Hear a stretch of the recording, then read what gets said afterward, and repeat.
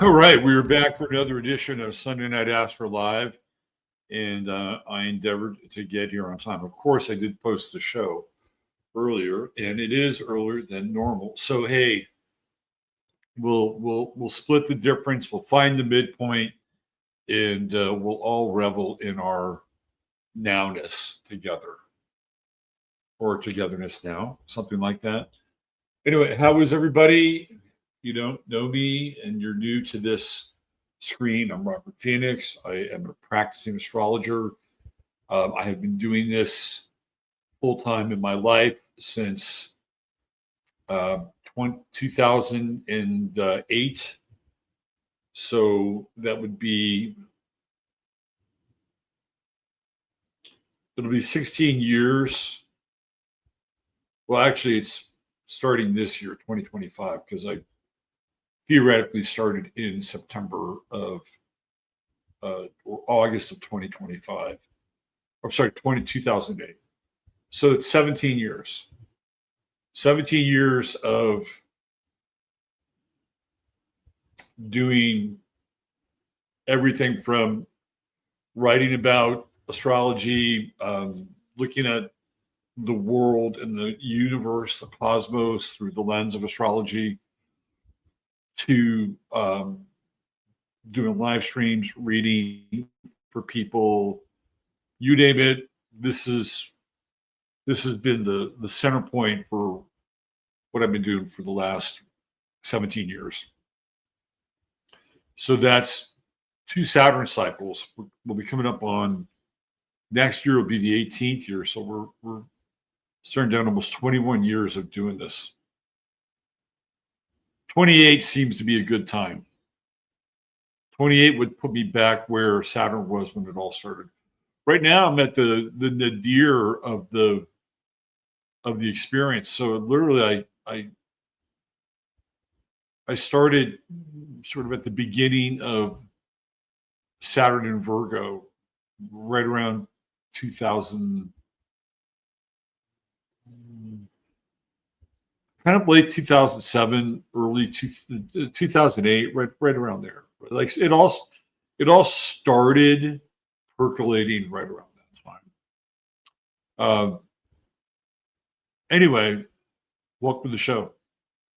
It is Sunday night. Usually this goes on for anywhere between 2 hours and 45 minutes to 3 hours. And tonight, I don't know how long. Maybe this will be a 90-minute banger. We'll see. I'm just going to talk about what I feel like I need to talk about.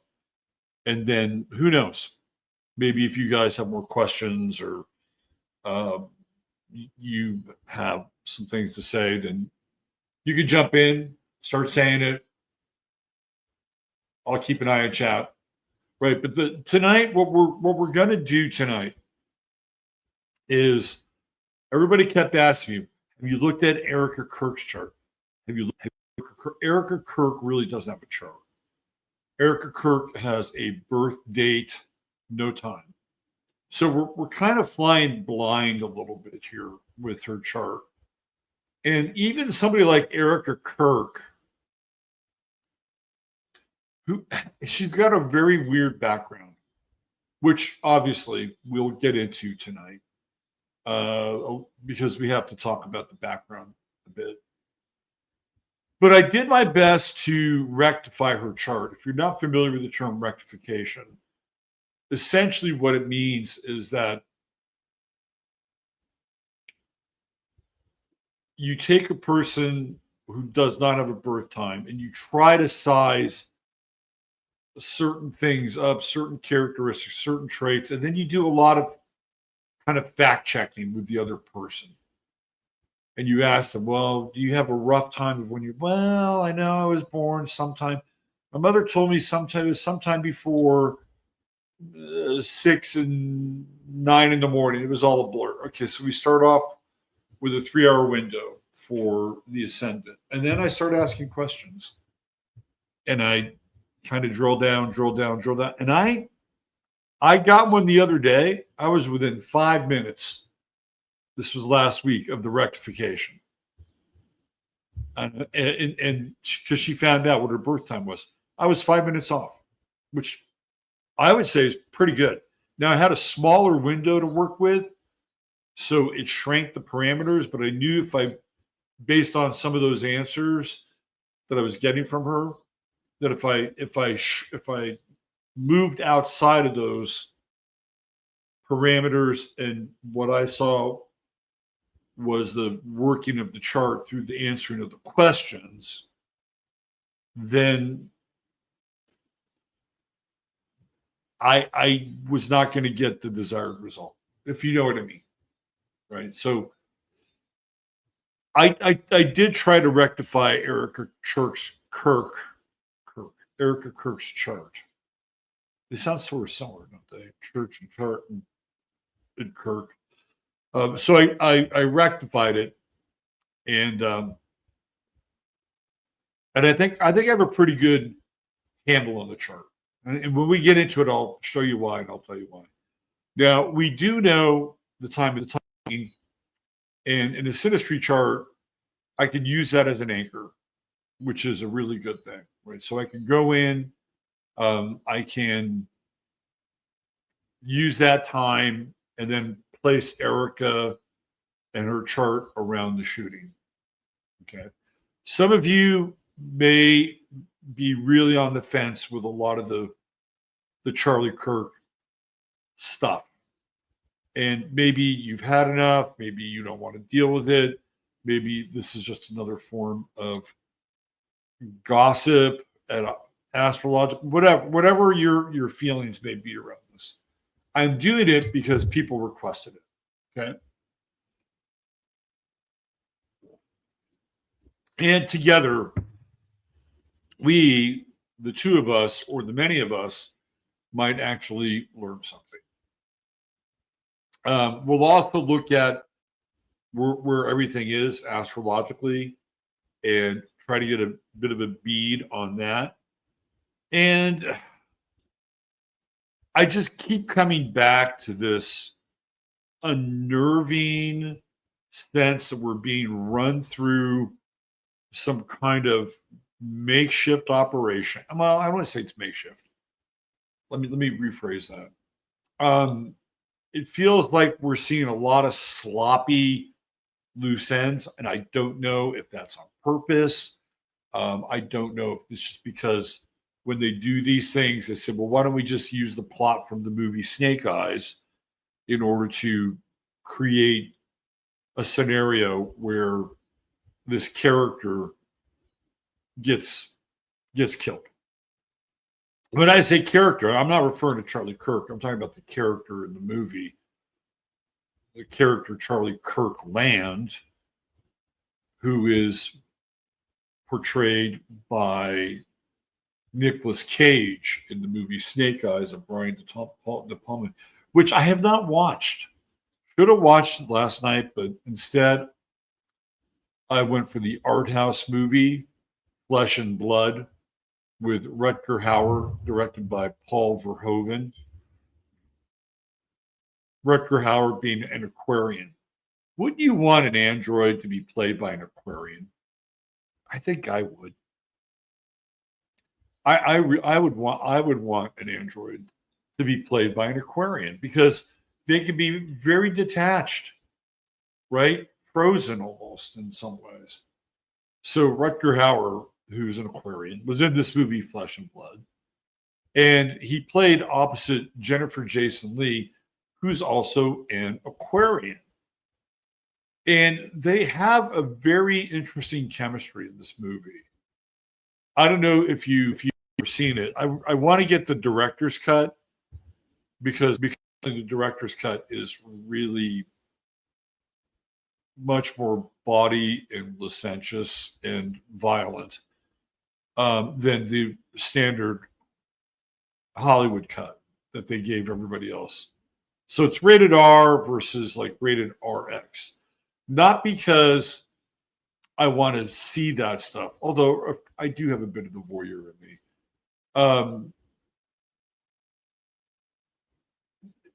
Verhoeven is trying to portray this really like gritty, not pretty depiction of the Middle Ages. The film takes place in 1505, and he's trying to paint a picture of humanity, which is kind of grimy. You know, the commoners, all they're, you know, they just want to, you know, eat and fuck and fight. And, you know, I mean, and Verhoeven is very good at depicting the visceral. If you've ever seen any of his movies, I would call him sort of a maximalist and setting the stage for a lot of other filmmakers later on, like Greg Araki and maybe to some extent Quentin Tarantino. But Tarantino is more moved by, like Tarantino would have seen the early Verhoeven movies from the Netherlands with Rutger Hauer. He would have seen those in the art houses. So maybe he might have influenced him a little bit. But yeah, he's definitely influenced more modern directors, and some whose name I can't even, you know, tell you because they're just so modern and they're not my cup of cinematic style. But he tends to be a maximalist and violent, like the guy who makes movies with what's his name? The guy, I'm spacing out now. Hold on. Now I got to figure it out.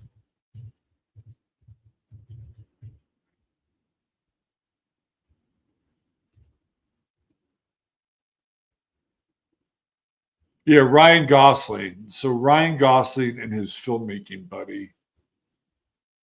Ryan Gosling, born on November 12th, another Scorpio. Ryan Gosling is a Canadian. Did you guys know that? He's a Canadian. It was the same guy who did the movie Drive, Nicholas Winding Refn. That's a guy that was influenced by Paul Verhoeven.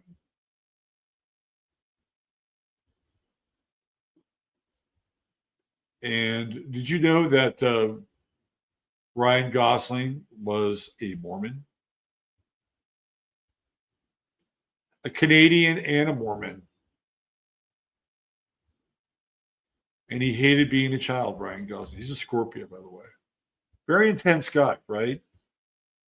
Super intense. Anyway, Paul Verhoeven influenced his filmmaking buddy. So we watched that, and it's interesting because casting actors astrologically, I think, is really important.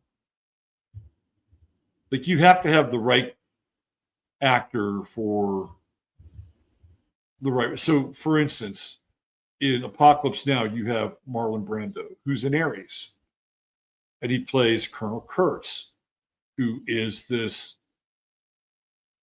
renegade soldier who's literally gone off the beaten path and has surrounded himself with a group of,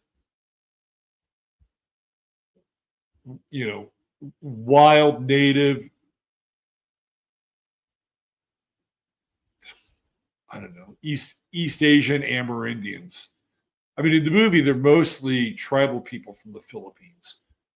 But if they're trying to portray something like from the Vietnam era, so they're these kind of tribal, almost like Stone Age people in some ways, who become his fighting forces. So having somebody like Brando, who's an Aries, and when he's able to deliver in a war movie, this is the other thing, in a war movie, where he's able to deliver his lines and deliver his lines in a way that are really congruent with the sign, it brings it home. It's like it's almost like it's like an amplifier. It's like a psychic amplifier. So when he talks about when the kids get their arms inoculated, and he's in special forces, and they inoculate the kids, and he comes back the next day, and he sees this, and he made this up, but he and John Milius, who's also an Aries, by the way, and writes about war and violence. He's the guy that did the famous Dirty Harry, So You Feel Lucky Today, Punk, right? That's John Milius. And he also wrote a lot of the dialogue for Apocalypse Now, but Brando wrote over a lot of his lines. But it's the scene where he comes back after inoculating the kids and sees all this pile of tiny arms, because the people in the village didn't want them to have any remnant of Western or American culture, so they cut their arms off. And he talks about the genius, like the sheer genius, and it hit me like a diamond bullet right between the eyes. Right, that is Aries imagery. You like one single shot. Your Aries is not a spray of machine gun fire. Aries is one single shot right between the eyes. Right, that's Brando, and he literally drives that character home. And to some extent, I think the Godfather sort of qualifies, but Apocalypse Now is really a very Aries role. Right. So Warren Beatty's also an Aries. And a movie that I think kind of typifies Warren Beatty's Aries-ness is the movie Reds. Because Aries is what? Red. It's the color red. Right. And he's using reds as a way to mythologize the Russian Revolution, because he plays this character, John Reed, who's a journalist in the Bolshevik Revolution, and he's capturing everything, right? So you're seeing it through John Reed, and Reed is one letter off from red, right? You take one ES, you have Reed, red, you have Beatty's an Aries, and he's throwing himself into the thick of the action, right? It's the heat of this revolutionary moment. And as a character, I think Beatty kind of plays it off pretty well. But it's Steve McQueen, another Aries. Bullet. We just talked about the Bullet from Apocalypse Now. It's Crystal Bullet straight to Steve McQueen plays a cop. Right? And cops are Aries. They represent law enforcement. And Steve McQueen has a number of bullet-like roles over his career. Of course, another famous. How many famous cop movies did McQueen? McQueen did another one where he's a bounty hunter. But I think Bullet really typifies the Aries nature. And McQueen did a lot of his own stunts. And he was a race car driver. He's very, now that I think about it, a lot of leading actors are Aries. James Garner is an Aries as well. And he and Steve McQueen had a rivalry. They lived down the street from each other, but they had a rivalry, an odd rivalry. And they're both race car drivers. James Garner, I think, raced in Le Mans and did a movie called Grand Prix. I know Steve McQueen did Le Mans. So again, it's Aries, it's Daredevils. Quentin Tarantino's an Aries, and he's always making movies about violence and guns. Men get kind of chewed up a bit, especially white men in Tarantino's movies. I'm just trying to remember who else is Aries right off the top of my head. Those are the ones, I know there's more. I know there's more. Those are the ones right off the top of my head. But Brando really, and Brando didn't even rehearse his lines after a while. Like he just came in and just sort of ad-libbed or read little notes or shit, right? Which again is very Aries. Like just like be in the moment, be of the moment. So casting, what's also interesting is that there's a guy who is in Flesh and Blood that also plays the other android with Rutger Hauer in Blade Runner. So you get sort of this Gemini effect. And I don't know if Ridley Scott was conscious of this and it's a really weird effect too, right? Because if you take those two movies as a whole, one exists in the 1500s, and both these guys are part of this group of heathens. We'll call them heathens. And this is not meant to have any kind of derogatory effect on our heathen friends out there, like Ben Balderson and Zarelith Eternal. I'm just using it in the historical sense. I'm not using it in a diminutive sense. But that's what they are. And it's really odd because if you put them together in Blade Runner, it's like they're immortal. Even though I believe the other character dies in Flesh and Blood. I forget the guy's name. But he's there in Blade Runner. So if you put the two movies together, it's almost like they are immortal. It's quite strange, but also interesting. So I think casting the right character astrologically works. Right? Even somebody like Clint Eastwood, who's a Gemini, and he can play a lot of different roles. But he always plays that Gemini kind of character. You know, even roles where he like reveals a bit more. You don't really get to know too much about Eastwood. Like, what side of you is he actually showing when he does his cinematic portrayal? Tom Cruise. They cast him in Born on the 4th of July. And Tom Cruise is born on the 3rd of July. So he plays Ron Kovic, who is an American who's also a Vietnam vet. And he gets all fucked up in Vietnam.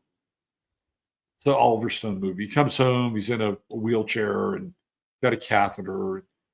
And I think it's one of Cruise's great roles, actually, because he can't be a fucking hero, right? He has to be, in a lot of ways, really decrepit. Like there's a scene where he goes to a whorehouse in Mexico, and he's been there for like a week or two, and all they do is just drink and get fucked. So in the end, he kind of becomes a bit of a hero, but it's more of an anti-hero.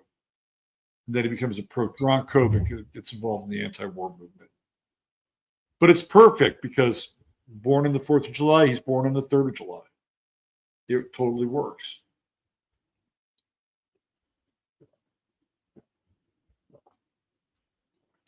So casting people astrologically, you get a Pisces, they can just shapeshift and they can do anything. That's what they can do. Anyway, the chemistry between Jennifer Jason Leigh and Rutger Hauer made me really want to get the director's cut of Flesh and Blood. All right, let's do this. Let's start talking astrology. Before I do, I'm going to go in here with a banner and let's talk a little True Hemp Science. And hey, listen, The results are in here on True Science. You got plenty of people who absolutely live with this product. Let me just show you a bottle here.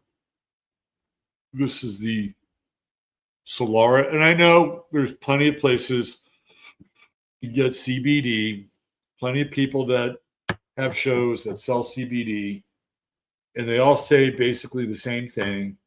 But how many of those people actually know the owner of the company? How many of them have known them for going on? Shit, when did I first meet Chris? 12 years now. I've known Chris for 12 years. How many people that sell the CBD actually completely understand the process that he goes through in order to bring you that CBD? Not many. So I speak from the front row here when I talk about True Hemp Science. Boy, the 11th house is really burning tonight, isn't it? Ooh. Oh, we got Jasper. Jasper's not been feeling so well. He's been having a little upset tummy. He's been having a little upset. Maybe I'm going to give you some pet sounds tonight. I'll give him some pet sounds. We'll pet sound you up. Anyway, all you got to do to get this great organically sourced CBD, and Chris oversees it from start to finish, right? To get to your door, just go to truehempscience.com. You spend $100 or more, type in 15MINS, you get a goodie bag with your order, and you'll love the goodie bag. You get a little more of this, a little more of that. That sounds like a country western song, doesn't it? You get a little more of this, a little more of that, but you ain't gonna get Erica Kirk. No, not that. Oh, speaking of Erica Kirk, we have Peachy here. Anyway, $150 gets you free shipping, and there's always a 30-day money-back guarantee. TrueHempScience.com, your one-stop shop for all things CBD. All right, let's do this. I'm gonna get into the chart of the moment first, and then I'm gonna get into the Fredericks of Hollywood portion of the show with Erica Kirk. All right, so let's do this. Let's go over here. Now, maybe, just maybe, we'll be able to do this.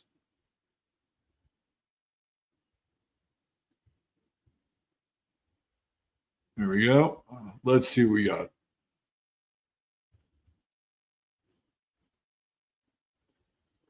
Let me see, where are we? Hey, look at that. Drop it down a little bit. Make it a little bit bigger.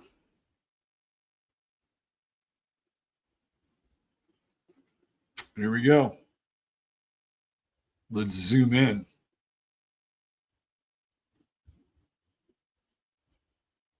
Okay, so we're on the other side of the eclipses, although technically speaking, the reverberations of the eclipses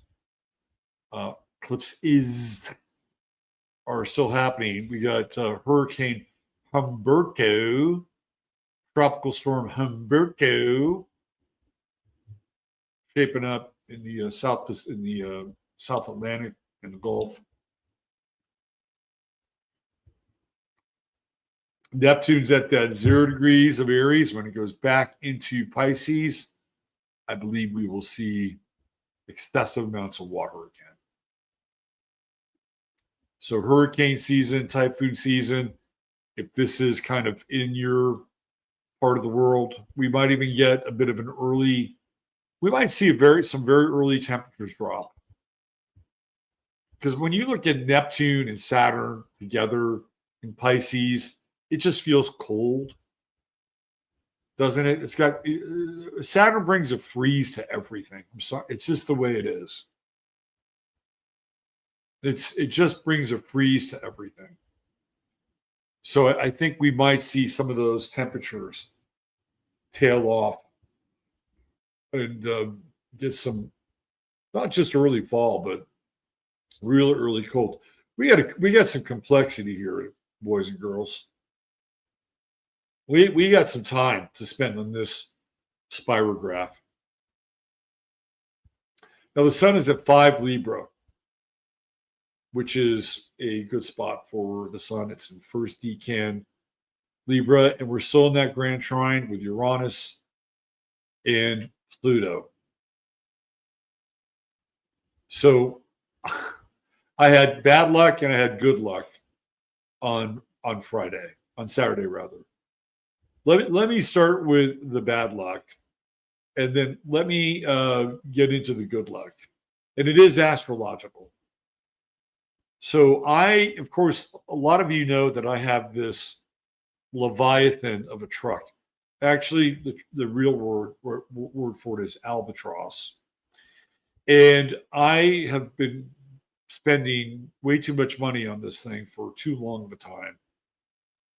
And I went to the hardware store on Saturday morning, and I decided to take the truck. So I starts up, right? Hit the gas. Everything's pretty good. Look at the gas gauge. Yeah, not too bad. I had the tanks replaced.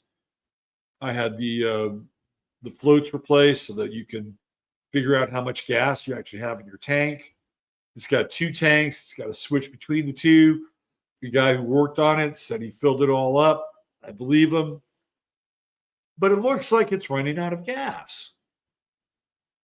So after I've gone to the hardware store and got my part, I decided that I'm going to get more gas because I don't want it to run out on the highway. Well, let me go put some gas in this thing. And then, I got enough time. I'll get a car wash. It's at the HEB. So I go and I give the guy $30, put some money in the tank. $30 is good. Whatever's in there, top off.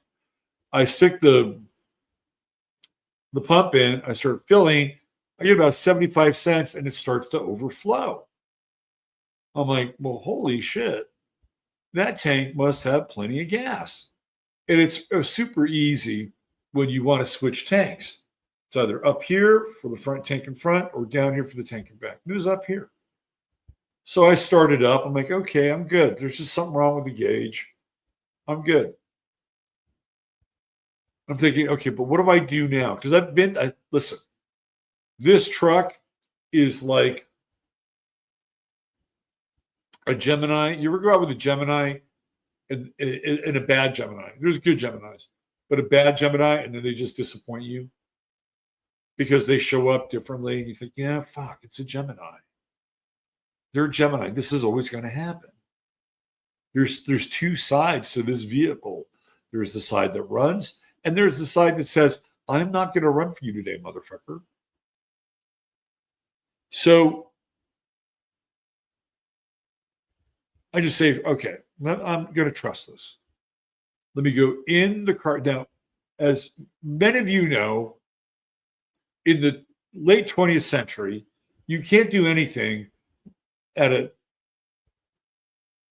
it was automated, whether it's an ATM or a parking garage or a car wash or whatever it is. You can't do anything unless you have your debit card. And in order to use that debit card, you literally have to pull right next to the thing that you're pulling up to. Depending on the size of your car, sometimes it's higher, sometimes it's lower.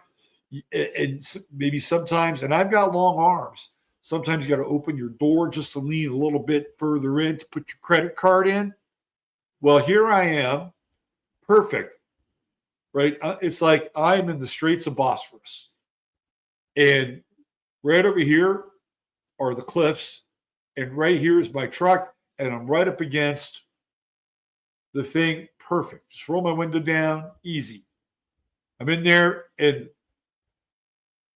the guy in front of me gets the deluxe wash. Of course they do.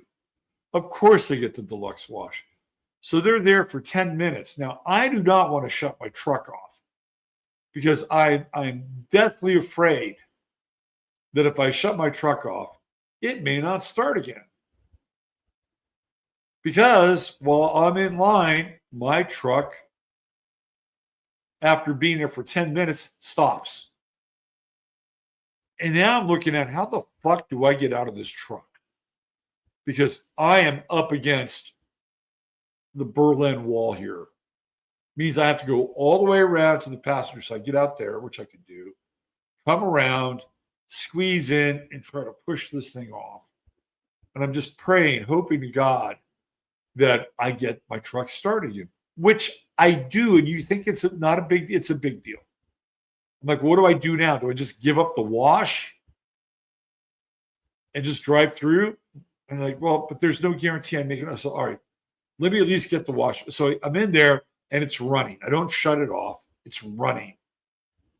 And I have it, I actually have it in drive, but I've got it pressed down because it feels like if it's moving a little bit, it kind of, you know, and you're in one of the, it's not the car wash where it moves you're moving with it, right? It moves this way and gives you the illusion that you're moving, which is weird. You've been in, right? The motionless car washes. Anyway, so we're in there. I'm in there, and I'm like, please, just like finish the goddamn wash. Just finish it. So I managed to get through. That was the lucky part. I didn't have to, you know, play contortionist. But then I couldn't get it started. So here I am in the freaking car wash. Now, a couple of nice people got behind me, helped me push it out. And then I was able to kind of get out of there and park on the side. But to me, right, it's kind of like that was the Grand Trine. I'm going to attribute this to the Grand Trine, that I was actually lucky. Because if I had been stuck by the automated portion of this thing with the card, it would have been Sardine City.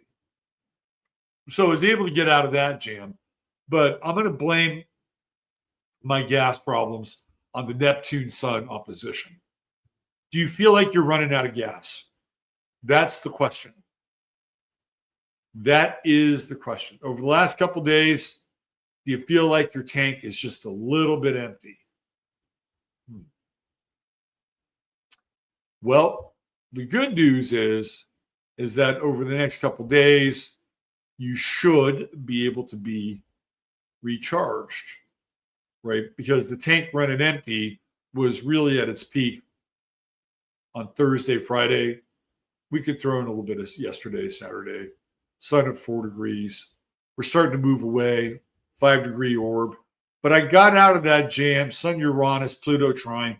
It's not earth-shaking, not earth-shattering, but it was enough for me to feel, hey, I was unlucky because I had gas issues, but I was lucky because I wasn't packed in my truck and had to deal with that level of frustration. And I was lucky because the guy who's been working on my truck for all this time, great mechanic, was there at home. And he normally travels and goes to all over Texas to go sell vehicles. He was home. So he was able to put my truck up on his rig, take it away, and it was over with, right? So sometimes we have these events, and it could have been worse. Like it can always be worse. Let's put it that way. It could always be worse, but it wasn't. It actually was better. Better than what it could have been. Now, the other thing, too, is if I had just said, fuck it, screw the wash, I'm just going to get on the road and I'm going to hit it and try to get home, I may not have made it. That thing may have bogged down on the highway somewhere. And driving around on Saturday mornings, I'm convinced that is a easier time to get in. I don't know what the stats are with wrecks on Saturday morning, but here's my feeling about people that drive us. First of all, people are trying to get their errands done. There's a lot of traffic on Saturday morning. Some people are fucking serious. They get up and they do shit. So here is a lot of traffic. Number two, people go out and party on Friday night. So they're not as sharp on Saturday morning. The knife edge is a little dull. And some people are still actually kind of loaded on Saturday morning. So you're dealing with, all of these different things on Saturday morning. People are drinking coffee, they're eating bagels or donuts. So I feel like I don't know what the stats are, but Saturday morning seems, especially if you live in an area where people actually drive, but that's the time where you're in some, you could be in some issues. That's just my feeling. It is the edge of a dull knife Saturday morning. Sunday, people go off to church. They're not driving around. It's not the same amount of activity. Anyway, I didn't want to risk that. So I think I actually got unlucky,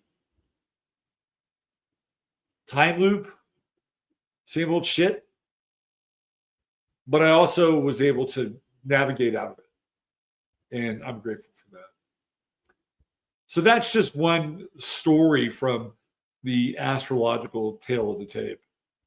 Where do I want to go with this? I kind of want to talk about it, but I don't. I'm not. I want, if I'm going to talk about this, I'm going to wait for a while. I'm sorry. I don't mean to do a tease like that because, come on, talk about it. It's actually quite personal, not personal to me, but personal to somebody else. But I just want to say that, how do I say this without saying it? I want to say that what I witnessed on Saturday was very much in alignment with the Sun, Uranus, Pluto trine, this grand trine. And let me just say that it feels a lot like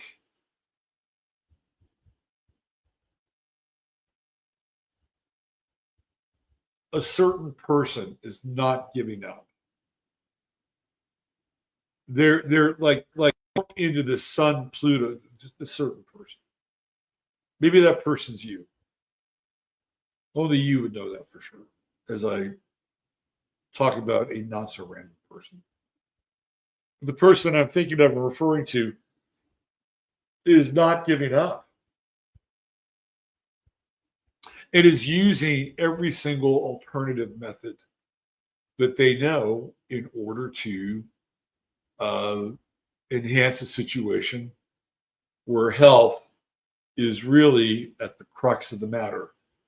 I'm not going to say anything more about this, but it is the power of being both resolute, which is the Sun Pluto trine, and this Sun, and we're just starting to come out of this a little bit now. Like today, tomorrow we get to 6-7 degrees. That Sun is separated from Pluto because they're going in different directions. But the Sun Uranus trine, again, also retrograde, is about being adaptable. It's about being kind of ingenious. And retrograde, we're looking at reverse engineering alternative ways of doing things. Let's just say it's in the realm of alternative health, right? Not everything,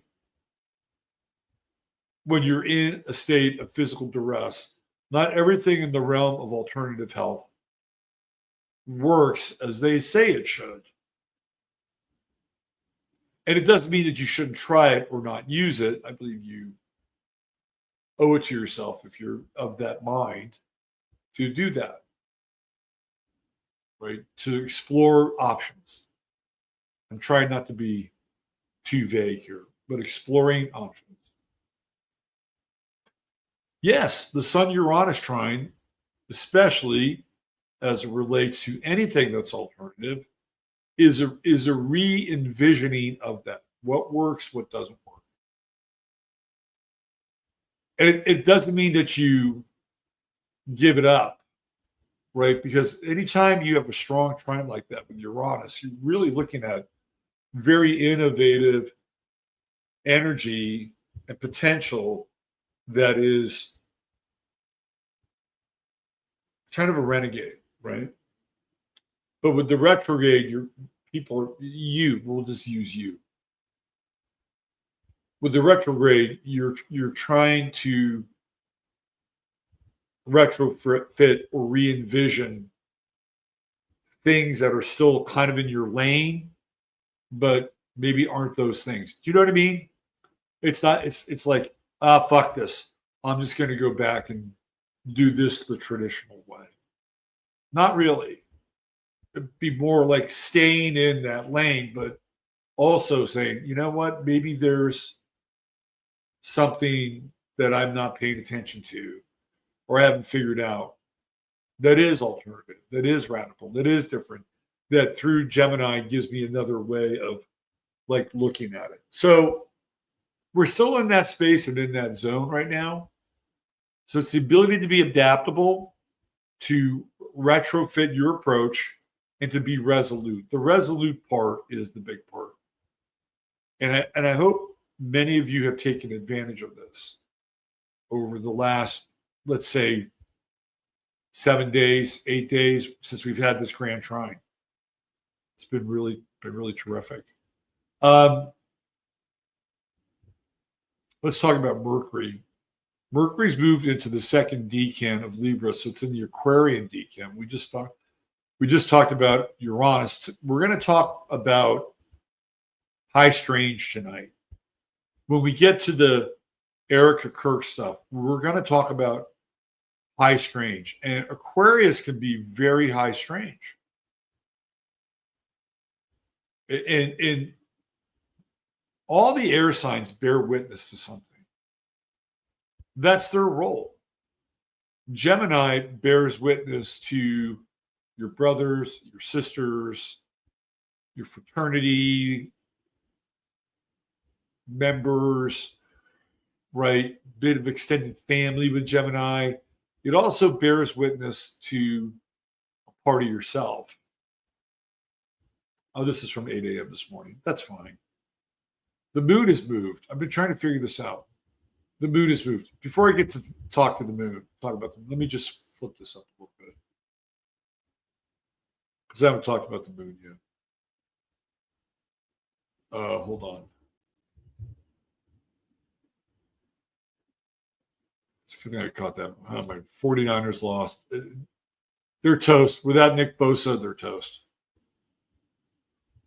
They're just toast. I hate to say it. Il Tosto.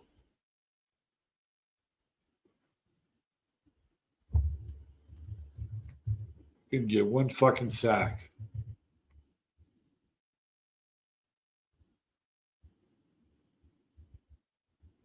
You know, most people who were predicting that game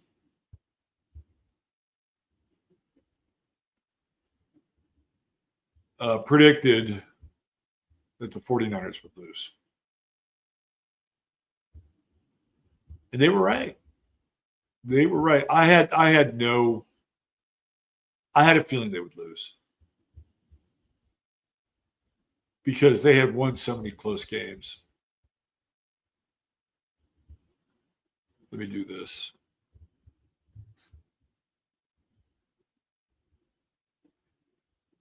What time is this? 8 p.m. We're just going to flip it to 8 p.m.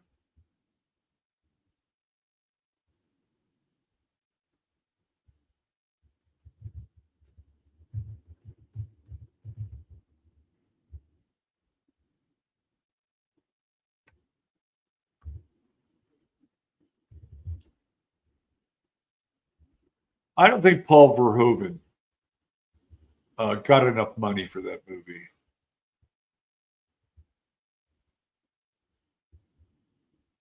I don't know. My sense is that the studio kind of froze him out.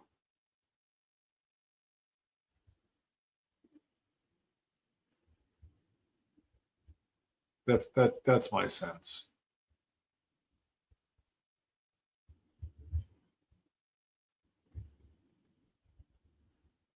Because what he was trying to do in that movie also, besides the body nature of everything,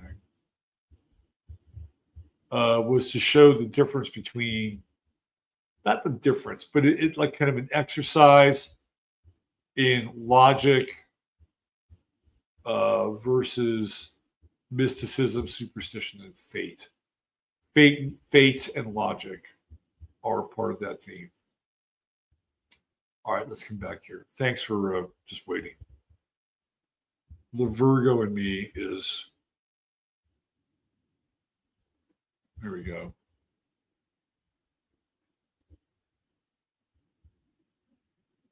I kept looking at it. It's like something's not right with this. So it's the moon. So the moon has moved on. We're right here, Sagittarius, still in Sag. We're just flipping this around. There's the sun. There's Pluto. There's Uranus. They're together. There's the grand trine of which I speak. Right. There's the opposition. We just flip it around. Now we're on the other side of the chart. So that would have been 8 a.m. in the morning. Right here before the ascendant, there's the sun, 8 p.m. at night, right here before the descendant. So you can see the 12-hour flip. You can actually see how this thing works, right? So literally the sun is setting. Not quite dark here, almost. I still see some remnants, but yeah. Setting sun. There she goes. Away she goes. Away the setting sun goes. And she'll come back around here tomorrow morning, right? There she is, rising, rising, rising. Okay. It's just set. The sun just set. Yes. But we still have some remnants of light. Anyway, this is the grand trine right there. There's Mercury, Libra, and it's in the Aquarian decan. So we can talk about Aquarius and this whole idea of high strange. What is high strange? High strange is when things happen and there isn't really an explanation. Like there's no, and sometimes synchronicities are involved in high strange. It's a term that can often be used with somebody like Robert Anton Wilson, who I don't think is a great writer, but he's got great ideas. And chaos, Eris, right? That's all part of the formula. And Eris is always in the sign of Aries. Let me see if I can put Eris in this. I know I can. Not let me see. I know I can. Let me do that. Let me edit this. And we're going to put Eris in here.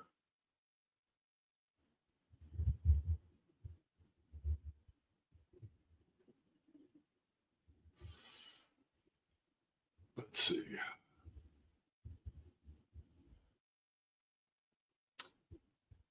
Eris. Hail, Eris. Hail, Eris.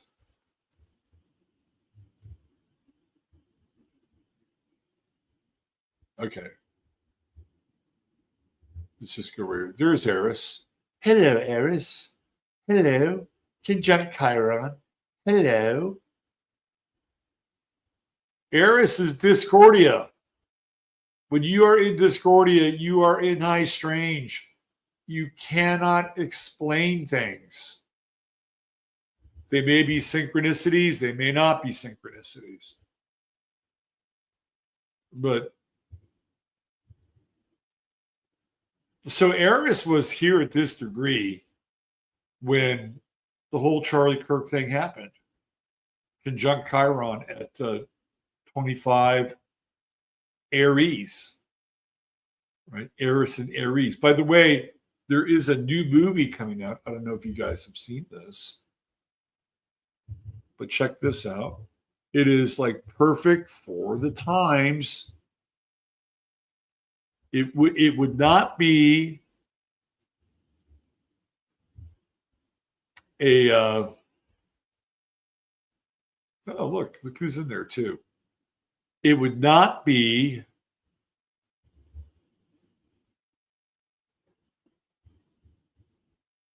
Saturn in Aries, Eris in Aries, Chiron in Aries, actually Neptune in Aries, if we didn't have a movie called Tron Aries.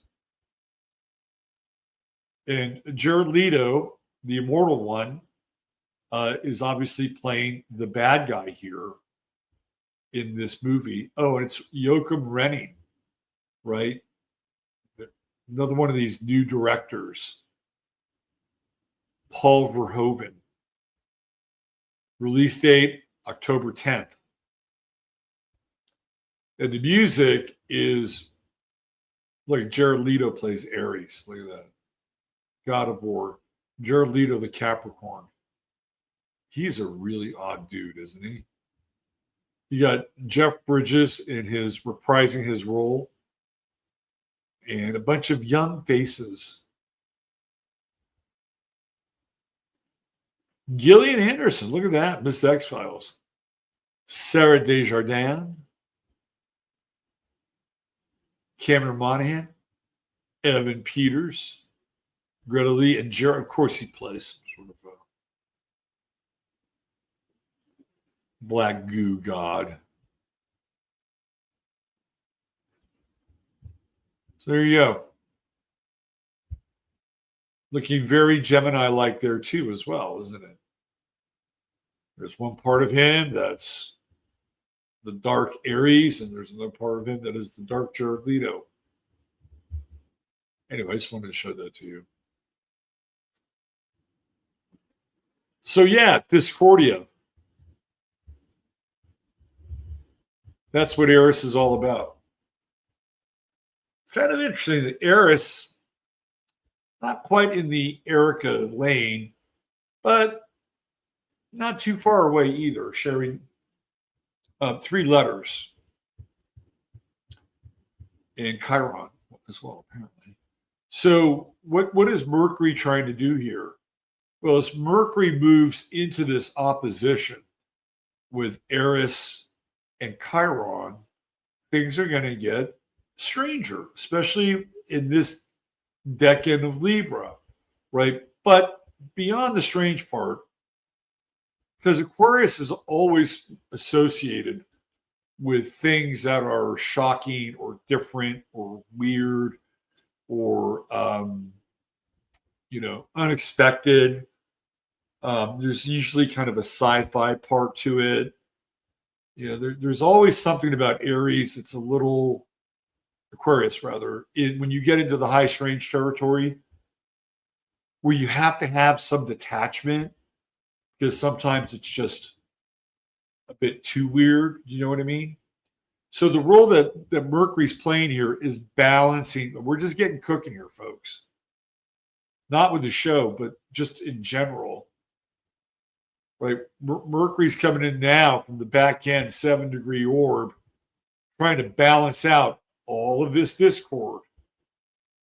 And it's also interesting that discord is the online environment where a lot of discord and chaos and havoc seems to be cooked up, perpetuated. Some might even say perhaps even groomed if you go into some of those Discord chats. And I believe that Discord is connected to this whole idea of Eris and Discordia. And certain groups of people are drawn to Discord. And I think more younger people, because it's not an easy learning curve. It's like boomers just give them Facebook and they're happy. Discord, you got to have a server. You got to do all this stuff to it. It's just different, right? And didn't work really well in this world. In fact, the first time we actually had a Discord talk after a show, it went nuts. Like, the amount of discord that came out of that one talk was enough for me to really second guess having this as a form of communication with other people. And some people really love it. I got the Discordia. So if we look at it from a global level, because Aquarius tends to be more global in its scope, this is the role that Mercury is going to be playing over the next 7 days as it comes into the exact opposition. And then beyond that, when we get into those, the Via Combusta, or the burning path, which is between, I believe, 24 Libra to, I believe, 15 Scorpio. Like, the Via Combusta or the Via Combusta is the burning path. It's where the dross is like burned off people's. It's where you tend to grow, but the growth is intense. It's hot. It's not always easy, and you get to see the illusion, and you have to burn the illusion off.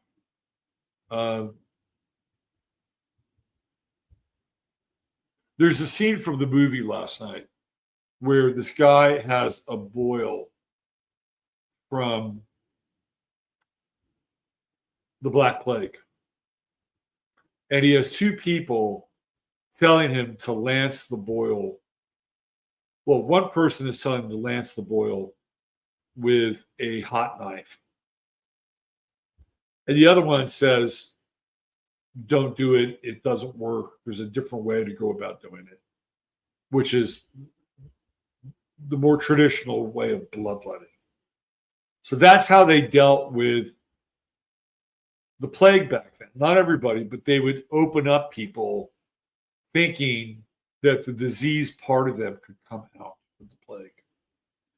So that was the so-called man of science. He was the one that wanted to do the bloodletting. The other person was kind of, how would I say this? Let's say more Catholic. And a type of Catholicism that was closer to magic. And he suggested lancing the boils with a hot blade.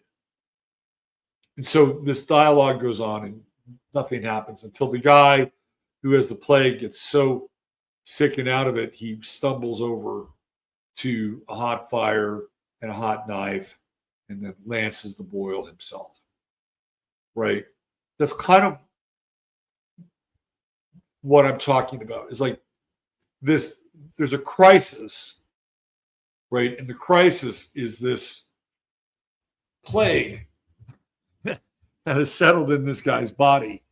And how he deals with the crisis is the non-traditional way. But he's balancing out for what he's, because the other way is not working. The bloodletting part's not, so he has to take it upon himself. So this is where Mercury is headed. And we're going through a real stretch and patch of violence. That we are. And as a result of that, as a result of this like heavy duty period of violence that we're going through, just look around. You think I'm kidding? Just look around. Shooters everywhere. Fallout everywhere. That Mercury here is trying to balance it all.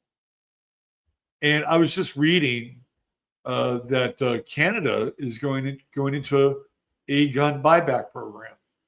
You got a year to sell your guns. But the only thing you'll be able to own in Canada will be one of those muskets.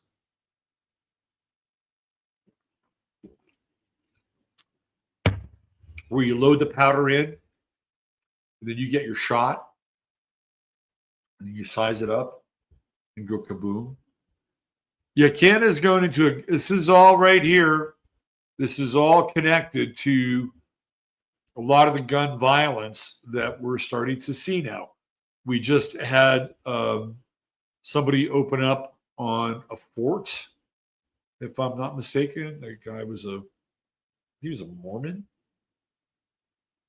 We had the ICE facility shooter last week on the rooftop, just like Ty Robinson or Tyler Robinson.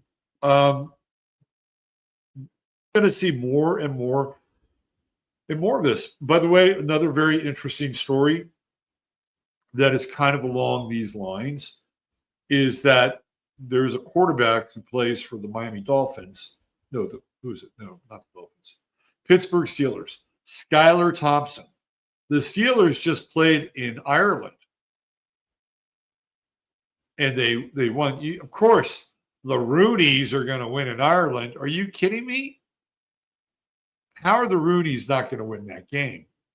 They're going to win. So you have the Roonies and the Steelers winning in Ireland. Aaron Rodgers is the winning quarterback. And the backup gets robbed. He gets jumped and robbed. So how does that happen? Well, he's a big bird. He's a quarterback. Not all quarterbacks are blood and guts, okay? Some of them are very cerebral, and they're tough guys because they have to take hits. But if you're in a group of 4 or 5 guys and they have knives and they want your Rolex and they want your wallet and they want your cell phone, they roughed them up. They beat them up. Hello? Right? That's an act of violence that happened in Ireland. And how did the NFL handle it? Oh, well, it's just some kind of generic thing that happens sometimes. They won't catch the guys. Both teams will move on, right? But if you read it and you read about it, you're trying to balance that. Because nobody in our media is going to really talk about it. I am, but I wouldn't really call myself as being in the media. But that's that's you can see it happen. The NFL has to balance out the fact that more than likely it wasn't your garden variety local Irishman who did it. Just saying. Just saying. You know, it feels like the devil is in the air. You know what I mean? And I don't necessarily mean this in a bad way either, which is kind of weird too. But the devil is in the air. And what I mean about that is that if you've ever seen it's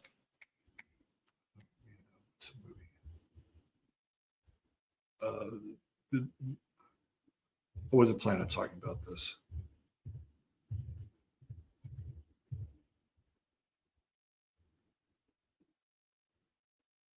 Let's see. Bedazzled.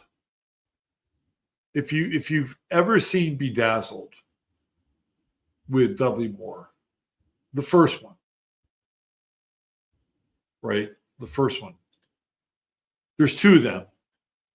There's one, Brendan Fraser. Dudley Moore's in the first one. Peter Cook plays the devil. And one of the things that Peter Cook does is, as the devil, is he sets up little things to fail. He makes people's lives difficult. Right? Like he's a trickster. He's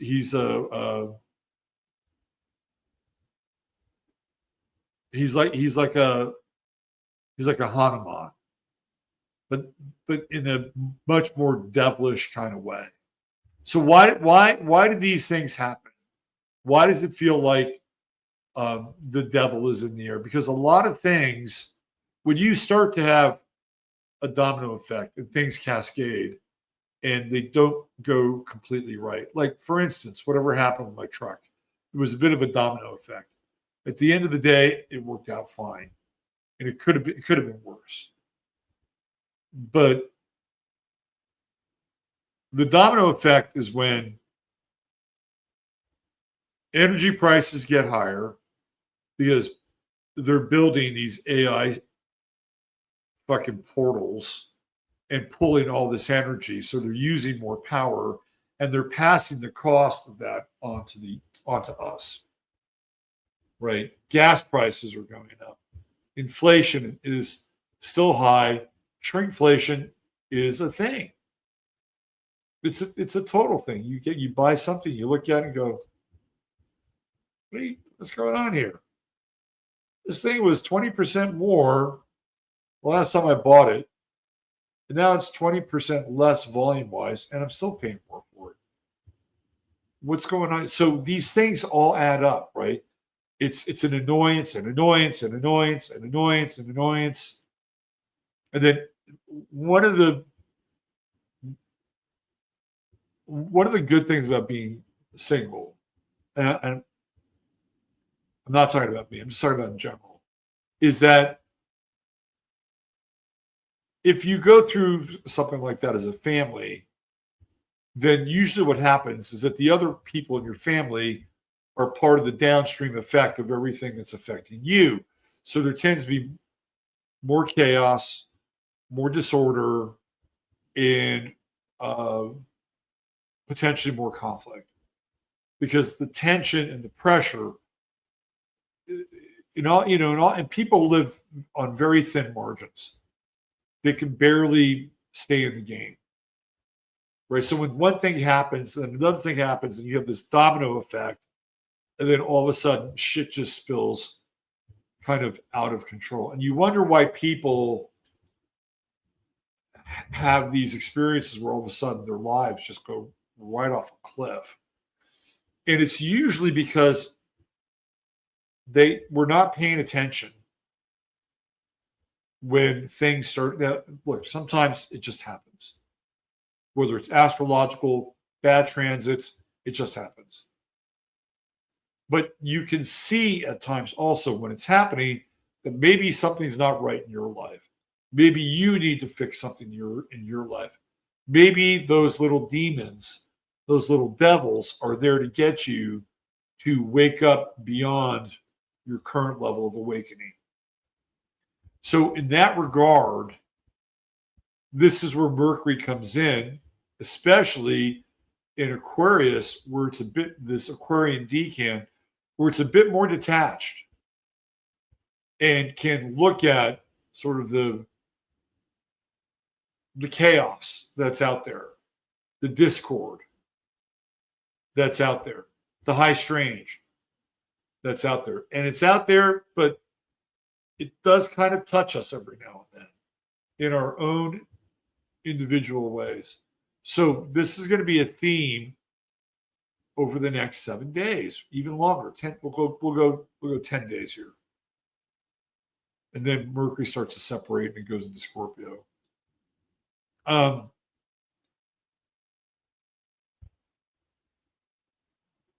This is all problematic, but you can get through it, right? You can get through it. Like, I don't know what would have happened if I had taken a different course of action, but I had a limited amount of chaos, but it worked out fine. And I got to where I needed to be, made all my appointments yesterday. Was I grumpy? Yeah, I was grumpy. I ain't gonna lie, I was grumpy. Now, with Jupiter here coming in, what you don't want to do, there are two courses of action here.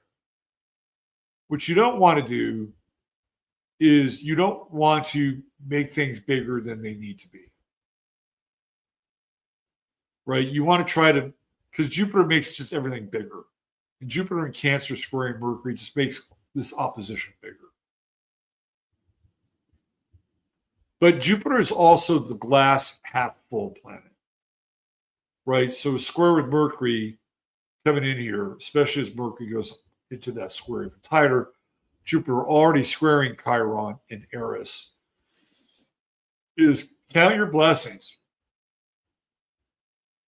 Glass half full, even though it may not seem like it in that moment or that time. Glass half full.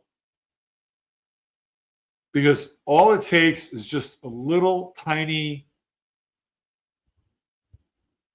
turn, and you can see your world completely differently. And I wish I could tell more of the story, but I don't want to jinx it.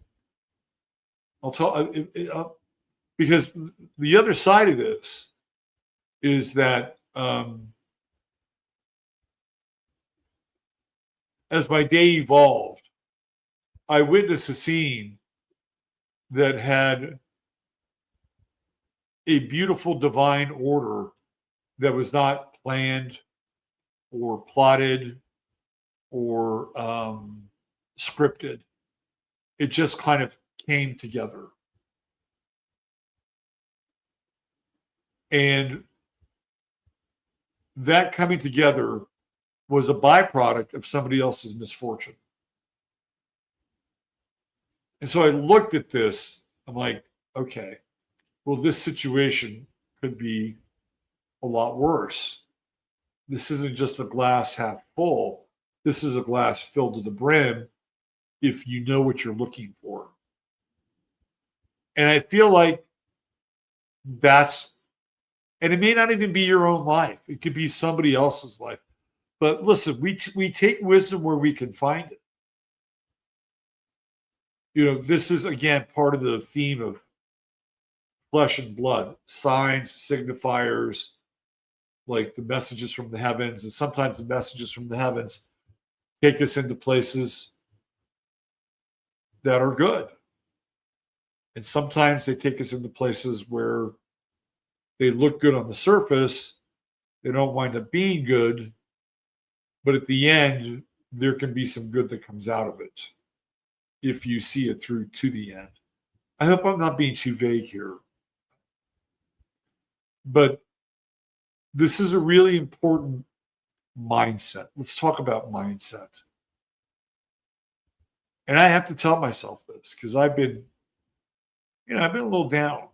I try to stay up because nobody likes a Donnie Downer. Nobody likes a Donnie Downer. So I do my best to stay up. So when I'm here on this show talking with you, you're not getting my Donnie Downer moments.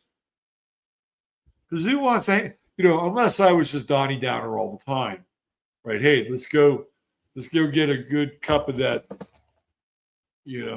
black Donnie Downer Joe over on Sunday Night Astrolive. Boy, Robert make me feel a lot better about my life. Let's go on over there.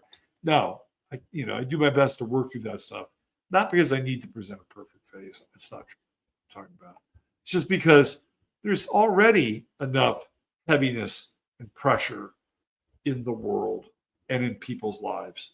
So I'm here to sort through, the muck, right? I'm here to sort through the muck to find tiny nuggets that I can share with you. So mindset is one of them. And having the right mindset. What is your mindset now? Mindset is going to be everything. Everything moving forward. And the great news, the good news, have you heard the good news today? The good news is that people are getting in shape. They're working out. They're making their bodies and minds stronger. Yes, it's true. And if you're not, you need to. Because mindset and body set are like that. Right there. All right, just ask says Ben Shapiro. He hits the gym every day. No, but I'm being honest here. Like, this is really important. What is your mindset?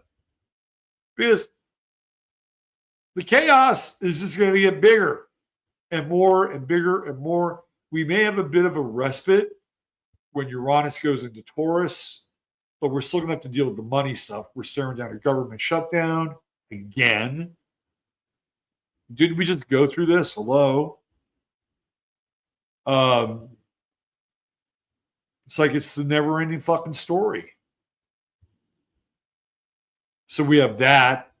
We also have all these brush fire wars that are happening all over the planet, including whatever the fuck is going on in Portland. I mean, I know people that are there in Portland, boots on the ground. There's some stuff happening, at the ICE facility and at the federal courthouse, but it's not like 2020, and Trump is out there dispatching the National Guard. I'm not vibing with it. Like, Don, you're about 5 years too late with that shit. Where were you in 2020 when we needed you to send those people out there to go deal with the summer of Floyd and America burning? You didn't even mention, you mentioned Antifa twice. You never mentioned Black Lives Matter. To this day, you haven't mentioned Black Lives Matter. I'm pretty sure of it. But again, this is like how, we're going to see more and more of this stuff. You're going to see more and more troops on the ground in this country. I guarantee you. The Saturn-Neptune conjunction in Aries is going to bring about, or they're going to try to bring about, we're going to put try in there. They're going to try to bring about a religio-fascist police state. I'm just being straight up with you. And a lot of people out there are going to want revenge and retribution. Like, fuck you, Jimmy Kimmel. Fuck you, AOC, right? There's a lot of fuck you in the air right now. There's a lot of retribution energy in the air. And people will look the other way. They will look the other way because deep down inside, when Trump does this, or whoever's ordering it, probably Stephen Miller, when he does this, and people are getting their heads stomped or the left is getting beaten up, there are people that are cheering it on. And they're cheering it on because it's about time. Like, I was not in a big family. I was in a small family. It was me and my parents. And how many times for you people in a big family where somebody got in trouble and it wasn't the person who did the shit, right? It was like the wrong suspect. And that they wound up taking the heat for everybody. Just shut up and just take it. Right? I'm sure some of you heard that. I'm sure you heard it. Right? Just shut up and just take it. Doesn't really matter. So it's happened to all of us. It's your turn now. How many of you heard that? I didn't. I was the first, second, and third child. I got it all. But that's kind of what this is about in some ways, too. Right? We're in this big family, and these people who didn't do anything, well, they're the ones that are getting their asses whooped for the kids that did do something. And the other kids are like, it's okay. We had our licks. Now it's their turn. The old goody two shoes over there is finally getting it, even though they're not responsible for it. Are we going to say anything? We're not going to say anything. That's kind of what's going on. They're like, we're not going to say anything. Yeah, we know they're not the same people, but in the spirit of it, they could be. And maybe this will deter them. I'm not so sure that that's true. Mars is in Scorpio. That is revenge energy. Let me tell you. You got to ride around the storm here. And we got that Pluto square. It's ugly out there.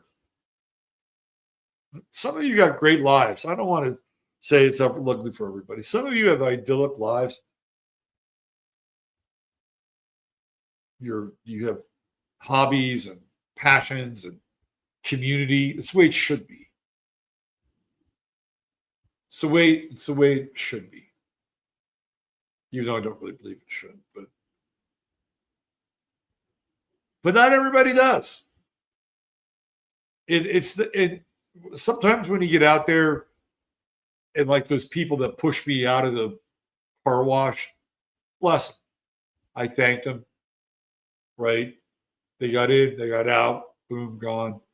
Didn't have any conversation. They were just, my car wash angels.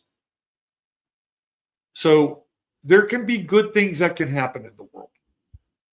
I'm just telling you. I'm not here to be your black pill dealer. There can be good things that can happen in the world. However, that said, you take a look around, New York's about to get themselves a socialist mayor. Because Eric Adams running as a third-party candidate because he dropped out he stopped being a Democrat.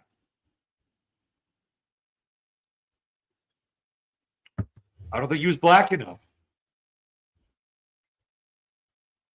He was too.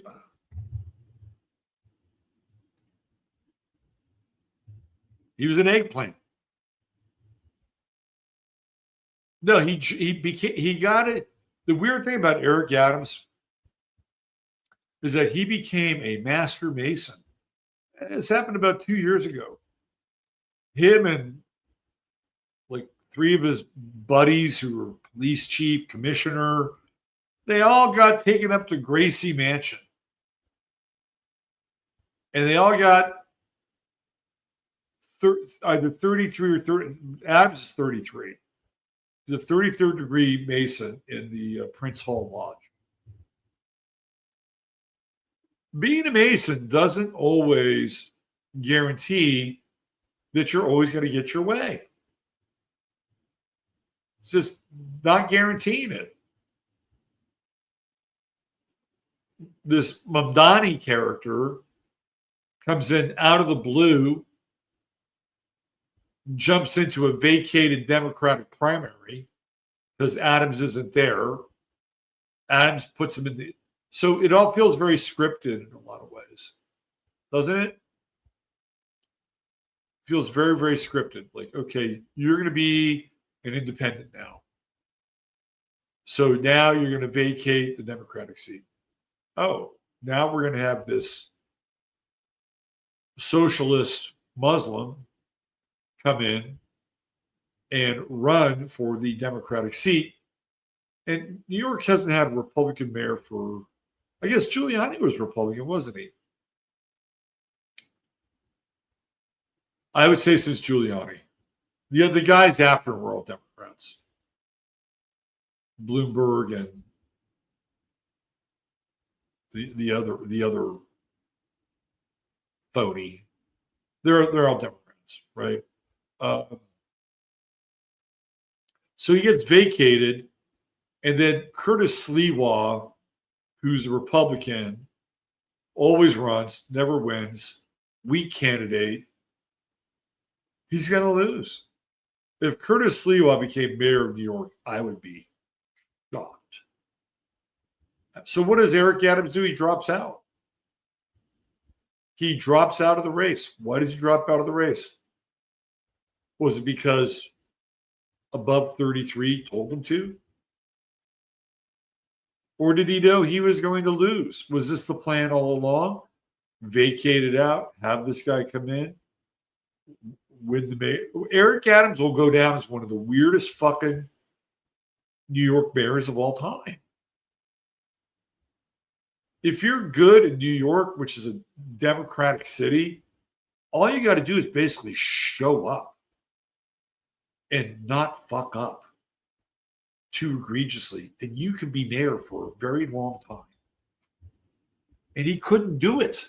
And he had the so-called black vote, he had the so-called union votes, and he, whether it's because he got the stand down, I don't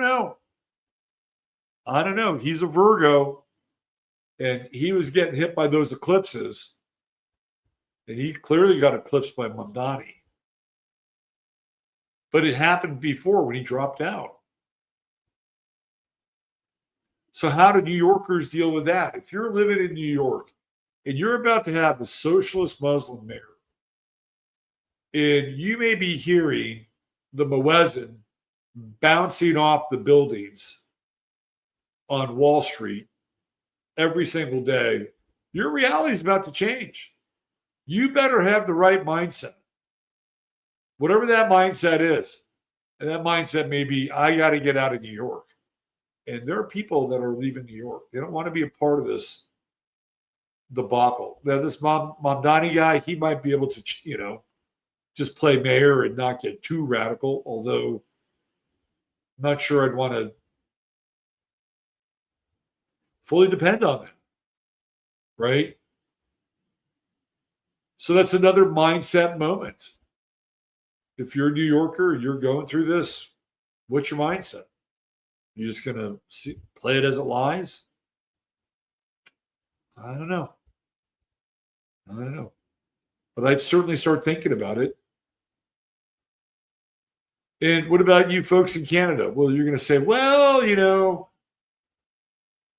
they're just going to come for the semi-automatic weapons.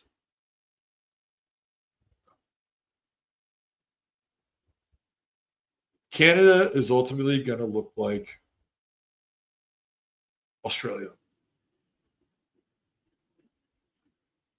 in terms of gun rights. I mean, you can get guns in Australia, you can go hunt, but getting them is not easy. And a lot of Canadians are armed to the teeth. So what happens if Canadians don't voluntarily do a sellback of their guns? Well, if they know you got them, you're going to get a knock at the door. What's your mindset going to be? And why are they doing that? One of the things I wanted to talk about tonight, but I couldn't. I did a chart for it, but I couldn't really make it fit astrologically in terms of the subject matter. And that's Project Gladio. And it feels like we have a major kind of Project Gladio moment happening here, not just in this country, but the world over. And in Project Gladio, it's a leave behind project from World War II, where the CIA, it's the beginning of the CIA, formation of the CIA, and they want to make sure that that the Soviets are not going to be able to get a leg up. Now that they've gotten all this territory, right, you've got the remnants of people who were there for the OSS during war, and they're still there, but they're all over Europe. And what they do is they start a campaign of pure chaos. Explosions, terrorism, snipers. They create the illusion that post-war Europe is unstable, that there are these kind of old rivalries that go hot, right? There's the sort of the battle for Italy, like is Italy going to be socialist? Is Italy going to become a democratic republic? Right? You have all these things going on, and eventually they definitely lean into the socialist sphere. But it was all over Europe, and it turns out that Gladio leads to what? Gun grabs. That's what it leads to. Leads to gun grabs. And Europe loses its gun rights post-World War II. They don't want people armed. They don't want soldiers who have been hardened And they may not like the direction of whatever country they're in post-war Europe. They don't want them armed. We're going to take your guns.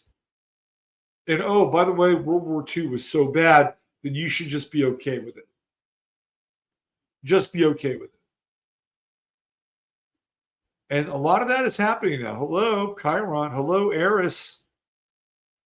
Right there. And even Ceres, retrograde. You know, what do guns do? Especially in Aries, they nurture a feeling of being protected. Retrograde, now all of a sudden the message is guns are bad. And we're being hit with an onslaught of violence, and much of it gun related. Not completely. The old Kniferoo there has been busted out. But again, this is all Eris. This is chaos. This is discord. And what do we have over here? Hello, Mars. Mars and Scorpio. There's that Pluto square. We started off here before I went on a tangent. And in as much as it feels as if the radicals want a piece of the action, it feels more like the state. Just saying. Because the state is emboldened. The federal government's emboldened. Even the red states are emboldened. They're like, no, you're not going to get that money unless you make sure that you're never, ever going to say a bad word about Israel again. You say a bad word about Israel, you're not getting that money. You're not getting those contracts. So, yeah, we've been dealing with this Mars-Pluto square. And Mars and Scorpio will be quite vengeful. Mindset. What's your mindset? How are you going to deal with this? It's a big part of it. We got the moon in Sag right here, 25. It's a little bit further away than it was, but it's still Sagittarius nonetheless. And as a result of that, we also have this Saturn moon square and the Neptune moon square. So if you're feeling a little down, it's okay. You can feel a little down. It's all right to feel a little down. Moon Neptune square. It's like, case of the Mondays. Well, the moon is moving into Capricorn. So by tomorrow, right around noontime, moon time, the moon will be in Capricorn. Yeah. It's not giddy. It's not giddy. It's a get through the fucking Monday kind of mood. I'm just being honest here. And especially as it goes into Capricorn and squares Neptune. Oh, here we go. Be ready for the litany of lies, especially as they trickle down from above. And when I say above, I'm talking about from the top of the hierarchy now. Because in Capricorn, what do we experience? We experience hierarchies. And the moon here is not in a great place in Capricorn. And we're still getting, even tomorrow, that square with Saturn by degree. By degree. We'll still have that moon-Saturn square. You know, we won't get into that sextile territory until the moon is all the way up here on the other side of Capricorn, and we'll get a little bit relief. But tomorrow's a tough Monday. Tomorrow, I don't want to ruin it for you. You should have a good mindset around it, or the mindset that you need to get through the day. I'm just telling you, it is not a day where it's like, yeah, let's go. Let's rock this Monday. You can have that. You can muster that up. Go for it. Go for it. I'm your Monday coach. Go for it. But I would say by and large, the atmosphere is kind of dark, kind of dreary. And if it's not dark and dreary, sort of with the outer atmosphere, the inner sky, just keep to yourself and keep your head down. That's my strategy for tomorrow. Keep your head down for the next 48 hours. It breaks a little bit when we get into those 5 degrees of Capricorn. We get the sextile with Saturn. And then by the time we get into Thursday, we're dealing with the moon in Aquarius, which will be like its own thing, right? Because it comes in and it conjuncts with Pluto, finally comes into that final trine with the sun, and the final conjunction with, or the final trine with Uranus.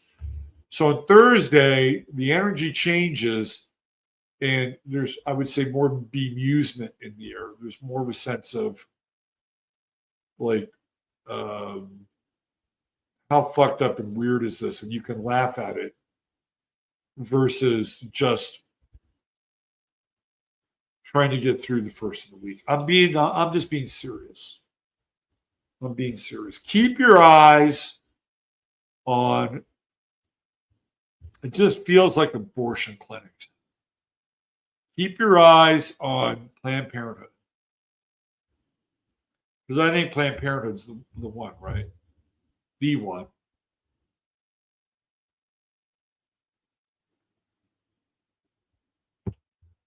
Something around right to life, right to choose, coming into focus here. You know what I'm saying? Especially when that moon comes in and conjuncts Pluto, squares Mars. Have we had a Planned Parenthood event in the not so recent history? I think maybe. Where did we just have the shooter at the ICE facility in Dallas? Let me just think. Oh, okay. So what's interesting is this latest shooter is a Mormon, and we had the Charlie Kirk event in Utah, which is Mormon country, right?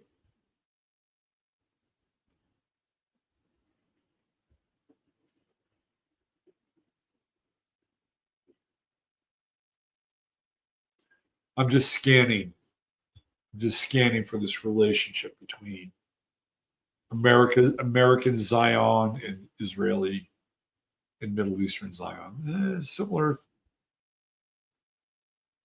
promised land models, but clearly different places. What else do we have? This is a lot. There's a lot going on here. There's a lot. Mindset is everything. And if I don't spend any more time in this chart, that's going to be your takeaway. Keep your eyes out for Thursday, even between now and Thursday. But Thursday, Friday, Thursday not being Thursday, super bizarre. So we have Tuesday, Wednesday, late Thursday, early Friday. Let me just do this. I just want to go in here and change this. Give me a second. Let's go. Let's see. So tomorrow's the 29th, Monday, 30th. Tuesday, 31st, Halloween. Ooh, not good. Not good. 1st of October. Let's look at the 1st of October. Not good. All right. There it is, right there. 8:05 p.m. Moon, Pluto, right there. Let's just edit this one more time. Let's do noon.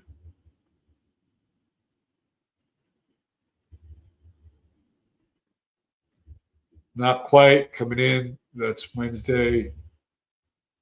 So we're talking, let's do second. Let's go 8 a.m.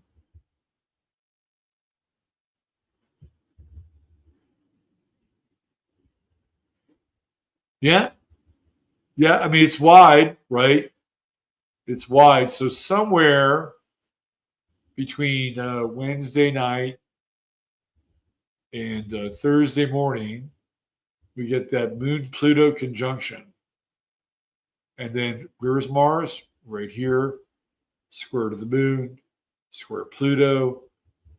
So Wednesday and Thursday is the maybe I'd have to go back in and look at Halloween night, but it's not great. At least Halloween night gets us towards the end of that. That's November. That's October. Hold on. My bad. It's not Halloween. Is it? No. Yeah, it is. I'm sorry. I'm totally spaced out here. So it'll be September. October 28th. Yeah, we're in October. Actually, I'm totally spaced out.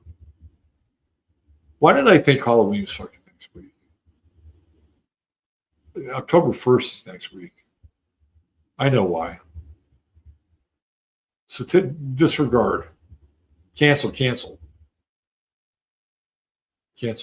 September 30th. My bad. You know why? I'll tell you why. Because I wanted to get something that was Halloween-y.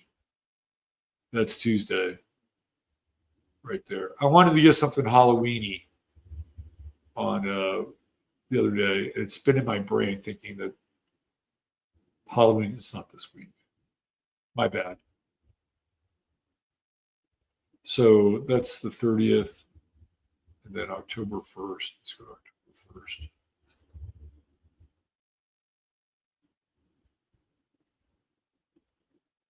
Yeah. So Wednesday, October 1st, there's that moon. Right. And then we come in on the 2nd. Here we go. Which is what we're talking about. And there's the moon at 9 degrees again. Okay. So, sorry.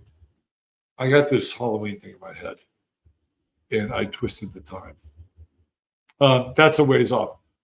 But yeah, there it is. There's the moon. There's Mars. And those 2 days, Wednesday night and Thursday morning, the wide conjunction with Pluto, the square to Mars, not fun. And there's something also very cold and calculated about this moon. It almost feels like, again, you just turn on the faucet and the high strange is going to come out like a jet. These are the days that we're in now. So weird shit is going to happen. Stuff that's not explainable. Not just weird shit, but things that are associated with it that just make it. And we get into the Erica Kirk stuff, you'll see what I'm talking about. But there's something about the moon in Aquarius that has this distance to it. And here we have the sun and the moon in trine. That's cool. That's nice. Right? It's kind of the final outpost of this grand trine, which is, again, good. We like it, right? It's the ability to accelerate things, move through things, emotionally not get too hung up, right? If you're fast and quick, you're not going to catch a stray. I'm just being slightly descriptive here. But there is this coldness and this chilliness sometimes because occasionally this moon can be so detached, this Aquarian moon, and at this day it's at the 9th degree, which is the end of that decade and moving into the Gemini decade, which makes it even more higher and more stranger. Venus is in a weird place, right? Venus has the biquintile to the moon, but there's no major aspects, right? This is a singleton with Venus, and it's right in the middle, and it's in the Capricornian decan. So there's a lot of usefulness that goes along with Venus and Virgo at this decan, right?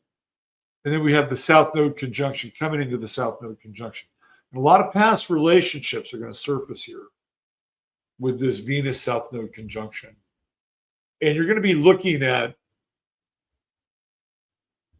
some of the relationships from the past that surface. You may have been much more critical of in the past. I'm going to say that you have the opportunity to let a lot of it go. I mean, you always have the opportunity. It's up to you. Any moment you can say, I'm moving beyond that. I don't want to hold on to that. And that's more than a strategy. That's a way of being. But with the true node in Pisces, it makes it even faster and more fluid. So there are some relationships you'll look at, you'll go, you know, that person wasn't that bad, or maybe the thing that happened wasn't as terrible as I thought it was at the time. It doesn't mean you have to go back to the relationship. It doesn't mean that you have to capitulate. But there's a lot of healing that can take place.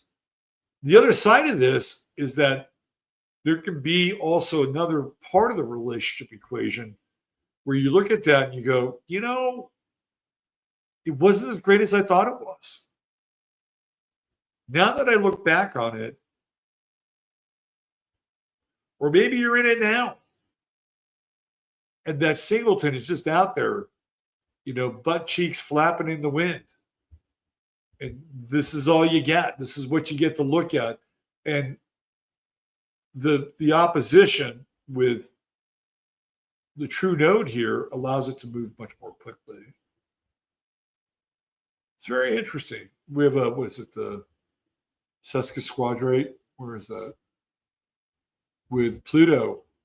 Yeah, I mean, I feel like the sesquisquadrate with Pluto has a lot to do with things that you inherited.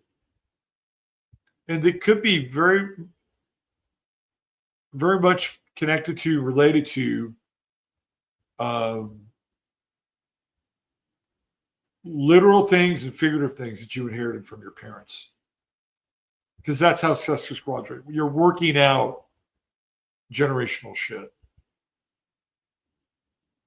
And then again, what is this? This is Thursday. This is really interesting.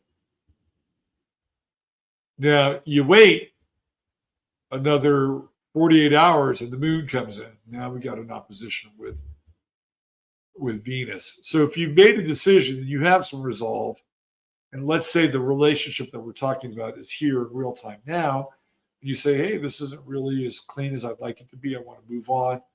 You know, no hard feelings. You know, we can still be friends. We can still take the spiritual high road. And then sometimes when that happens, things can get released. And there can be a lot of, you know, emotion, a lot of depth, and a lot of profound feeling involved. I would say that the downside is don't take that as a sign to stay in the relationship. That would be the moon, the Venus opposition. And somebody who invariably, once something's removed, they want it back. And they want that hole filled, right? So anyway, we spent enough time on this chart. I'm just trying to give you a broader view of the next few days, not just today, not just tomorrow, but going into this critical lunar phase starting like where we are now and a case of the Mondays. All right. Let's get into Erica Kirk, shall we? All right. Some weird things have happened on the way to Erica Kirkville. Weird things. Very, very weird things. Now, it was 2 weeks ago where we just scratched the surface of the whole Charlie Kirk thing. And I looked at Erica Kirk's bio on Wikipedia. I'm like, whoa, what do you mean? What do you mean she worked for Donald Trump? What do you mean Charlie Kirk's father was an architect for Trump Tower in New York City? What is all this about? What is it all about? It seems very weird. And I still stand by that it seems very weird. Then you get into her time in Romania, and you get into all this other weird. It's like there's something weird about Erica Kirk. The Franzwe, her maiden name. Something weird. And even the display of emotion, non-emotion, they're really tapping into women with this. They're really, really tapping into the whole, like, all right, most of the time it's kids. Oh, those poor kids. Those kids on the border. Those kids that got killed. But that has been kind of tapped. Now we need women to buy into this whole thing with Charlie Kirk and the dominant narrative. So having a woman involved really helps with that. And not just any woman, but a woman with 2 children. And what we do as people, and some people are just like sponges, and they just sponge up the emotional gravy. Like, they don't really think through things, but they feel, right? And that's one of their stocks in trade in life, is that they feel, that they're emotional. And it can be a beautiful thing because they're artists. And being able to feel as an artist can be profound, right? Not all artists are great feelers. Like, I don't think David Bowie is a great feeler. By the way, I'll be on with Miguel Connor on Tuesday on his show Aeon Byte, getting into David Bowie. Bowie is not somebody who feels tremendously. When you hear him sing Heroes, there's a lot of feeling in that song. But when I hear Heroes and most of Bowie stuff, it feels very cerebral with hints of the dramatic. And there's the Heroes is moving. It's a moving song. I'm not saying that it isn't, but I wouldn't say there could be some feeling in Bowie, but it's not like, let me see if I can come into like, all right, Neil Young's a Scorpio. I'm not a big Neil Young guy, but when you hear him saying Helpless, Helpless, like, man, there's some feeling in that song. Almost any Joni Mitchell song has great feeling. She's a Scorpio, and she works through her feelings. One of the things that makes Bon Jovi successful is John Bon Jovi is a Pisces. And when he sings Living on a Prayer, he's singing it through the Piscean spectrum or the Piscean lens. So when you hear that with Bon Jovi, you're hearing like the emotion that goes along with that. James Taylor's a Pisces. And when you hear I've seen fire and I've seen rain, seen lonely days that I thought would never end, you're hearing some fucking emotion. He's a Pisces. This gets back to the whole conversation of actors who, if you're casting, you want to cast me like Willem Dafoe is an Aquarian. He's a fucking oddball, right? He's an oddball. So you cast him as an oddball. He's a great oddball. He overacts. He's got the big eyes and everything, He's an oddball.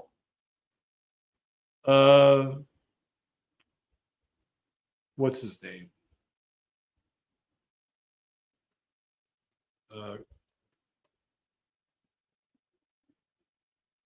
Jamie, what's his name? Fuck, man, I'm out of it tonight.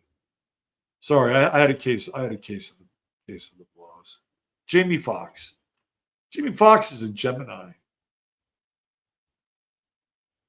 You cast him in roles that are kind of Gemini-like. Right, let me just see. He might be a Sag. Hold on. I need to. Because he was in that Clone Jerome thing. He's a Sag. I knew it. I had to correct myself. So I don't have a perfect role for Jamie Foxx. I'm sure it's out there. Maybe Django, but Django was Sagittarius, Justice, I guess. Anyway, if we're playing this game here, let's get into Erica's chart. Let's put it up here.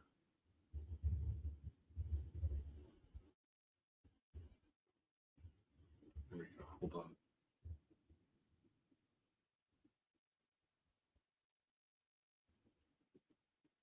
So here's Erica Kirk's chart. But I rectified it. Right? I rectified her chart. But there's just all this. So we're gonna look at Erica Kirk as an actress. Like somebody you would cast in a role. And a role that women could relate to. Like, who are you going to get the biggest bang for your buck if you're casting somebody to play the role of Erica Kirk? Well, why not a Scorpio? Scorpios deal with death. Scorpios have kind of this. By the way, this is her second marriage. It's not her first marriage. She was married before. Scorpios have kind of a Black Widow feel to them. Well, she's certainly a widow, isn't she? So, yeah, you'd want to cast somebody who, on a public level, would be very scorpionic. It would be a carrier for death. And maybe this idea of transformation. She's going to run TP USA. And whoever this brilliant guy is, who's all TP USA but loves Israel. She's got Mercury. This is her birth chart. Okay, not her natal chart. Well, it's not really her natal chart. I rectified it. Mercury in Scorpio, Pluto in Scorpio. So she is a millennial. Hello. Venus in Libra. Of course, Venus in Libra. So here's what I did. When you look at her eyes, she has those Pisces rising eyes. Doesn't she? She has those almost translucent, very watery eyes. A little bit of the Tammy Faye Baker effect. Right here. Do you see the watery eyes? She even has a bit of a widow's peak, doesn't she? Yeah. But they're dark. They're shrouded. And who knows? Maybe they're lenses. I don't know. But they achieve that effect. Lorenzo Lamas. That guy was a stud, wasn't he? Look at him. Look at him now. I guess he's not a bad looking dude. I don't know. But she's got those Piscean eyes right there. What if she wasn't beautiful? What if she was just like average looking? There she was as the beauty queen. So let's go back to her.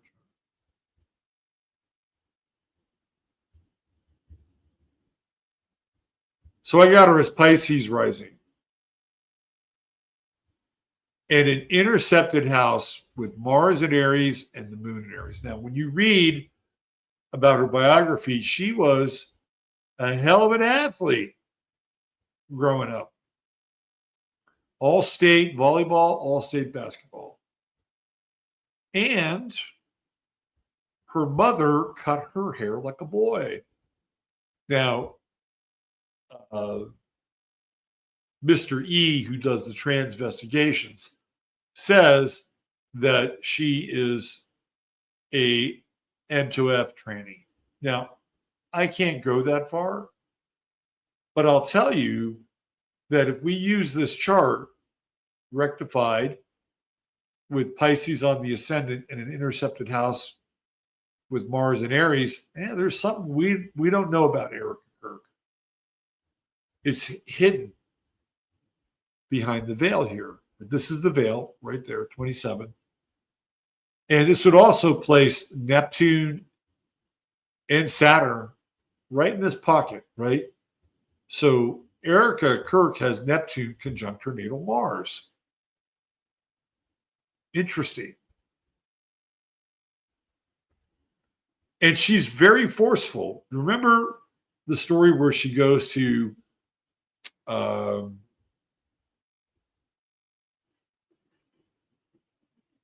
she goes to go for a job interview with Charlie Kirk, and it becomes a date. And she says, I don't want to work for you. I want to marry you. Or, like that's really forceful. And she has moon in Aries. So Erica Kirk she's got some heat. Erica Kirk is packing some heat, and that heat is Aries. And the moon in Aries is like, I want it, and I want it like now. Right? It's all about IG. But I'm not talking Instagram, instant gratification. Moon in Aries wants it now. I want it now, damn it. Right? So this is the intercepted house. I got it so it was intercepted on purpose. And she also has made money in real estate. Like if you go onto her webpage, she worked for Kirkland and Company in New York City as a realtor, below Jupiter, second house. And she's got Jupiter in what sign? Gemini. Pin that right up there. Jupiter and Gemini right up there. And not only does she have Jupiter and Gemini, but it is also in conjunct Saturn and Uranus. Now, I don't know if handlers go around and start looking at charts, but if I was a handler, this is a chart that is set up for the handling, let me tell you. Right? Because with Gemini, what do you get? You get more of many. How many personas does Erica Kirk Franzve have? Well, let's just count them. Entrepreneur, inspirational Bible speaker and quoter, merchandise dealer, like merch, like her t-shirts, which are just weird, or like 360 or whatever, I don't know. Some sort of catchy Christian catchphrase, some brand. She's also a beauty pageant queen. Oh, what else is she? She's also an athlete. Oh, she also has a nonprofit foundation. She saves these young girls, not her foundation, but the one she worked for, from these terrible conditions in Romania. What? That this angel thing, right? Where these, like, it's right after sort of what happens in the Balkans. Talking late 90s here, late 90s, early 2000s. Like something's amiss, right? This is 88. What's your birthday? Hold on. Just make sure I'm right. This might be boarded. This might be too early for her. Hold on a second. Where are we? Erica Kirk. Let me go back here. Hold on. I don't want to. 88. She was born in 88. I'm right. See, this is what happens when you're in this mode.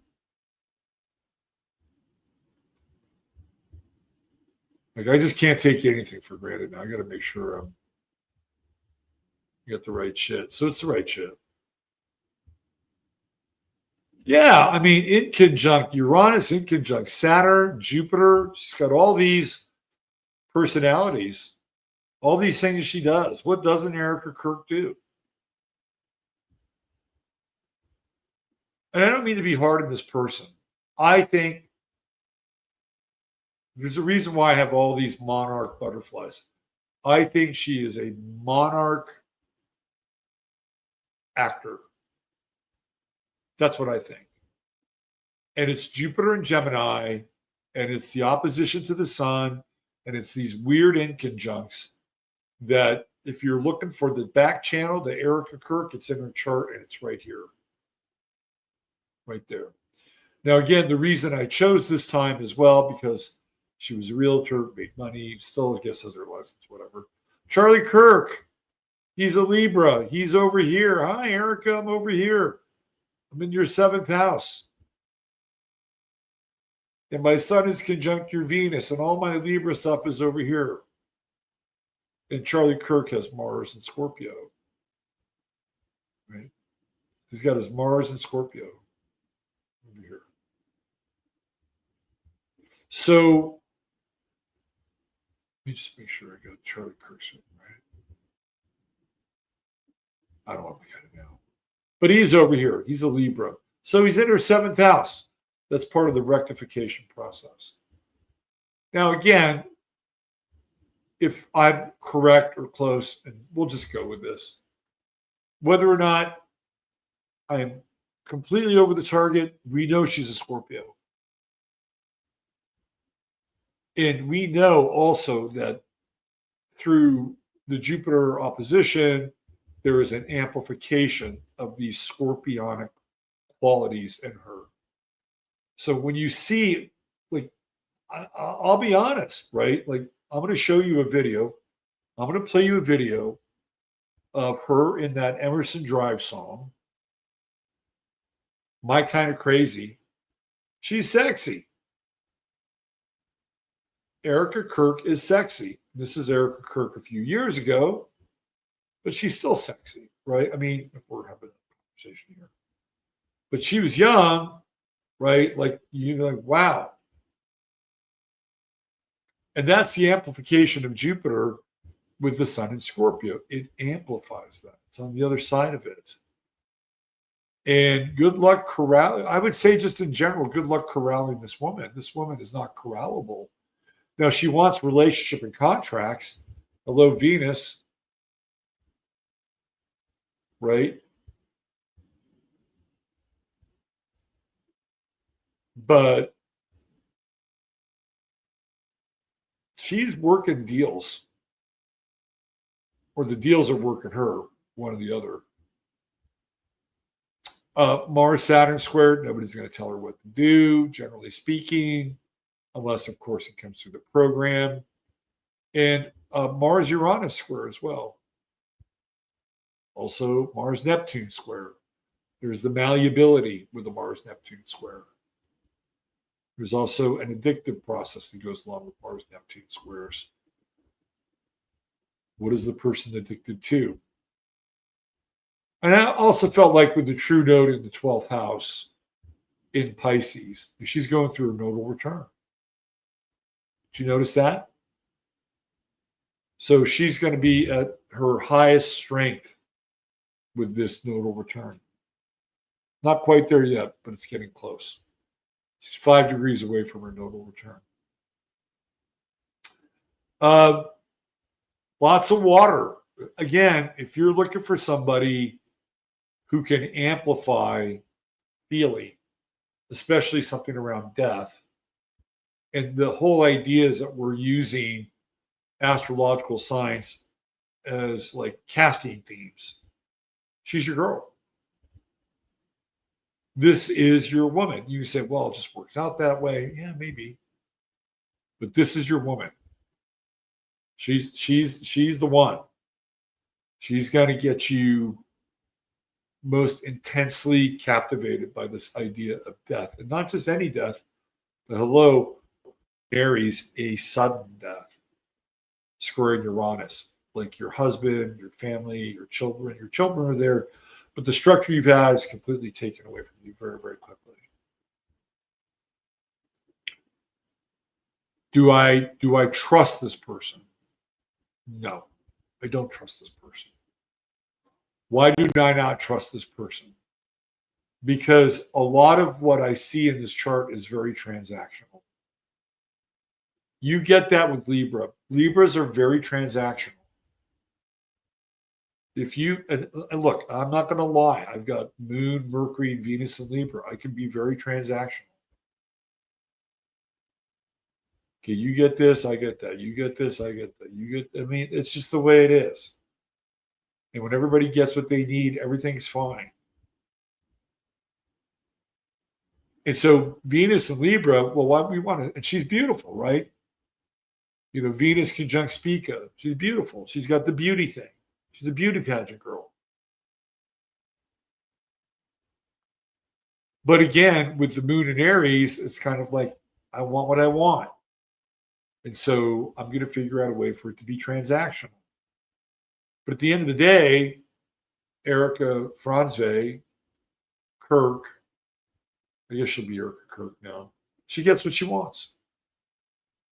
She gets what she wants out of that transactional sort of, it's right here.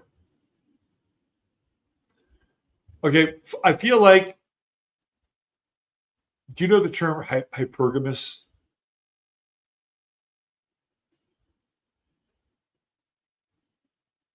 Hypergamous is when women always want to align with men of greater power and status. And they trade relationships in. Erica Kirk trades up. And when she saw Charlie Kirk, I don't know what her relationship status was, or whether or not somebody was getting in there and, you know, playing with the switches here, and that's quite possible. And maybe she was convinced, but this chart is a hypergamous chart. So let's say, for instance, you have an addiction to chocolate. Okay? Let's say you have an addiction to chocolate.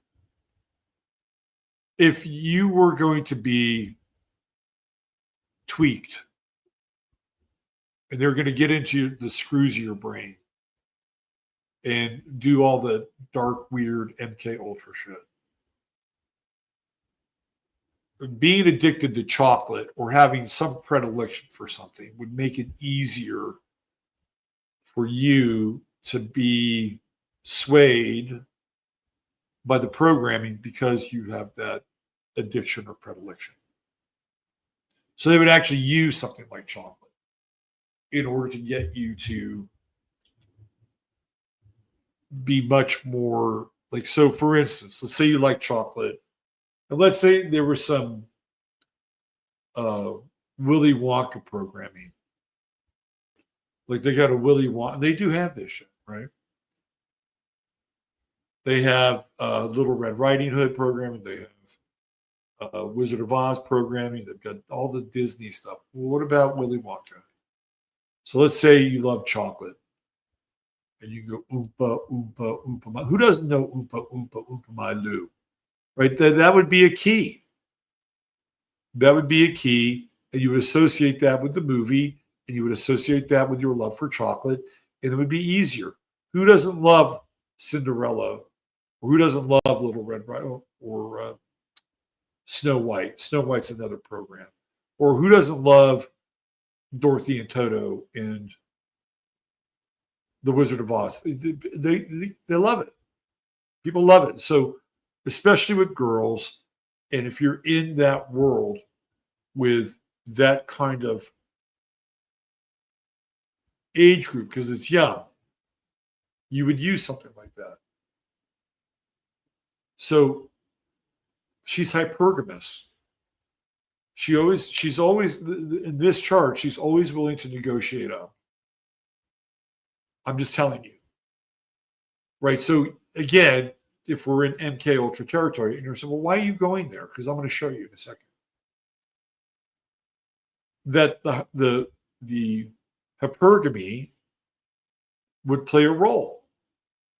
It would make it easier for that person to step in, play a role, and say, oh, I really want Charlie Kirk. Well, why do you want Charlie Kirk? Is it because you have this mad chemistry and that his sun is kind of close to your Venus? And that's true. There could be that connection. I'm not saying there isn't.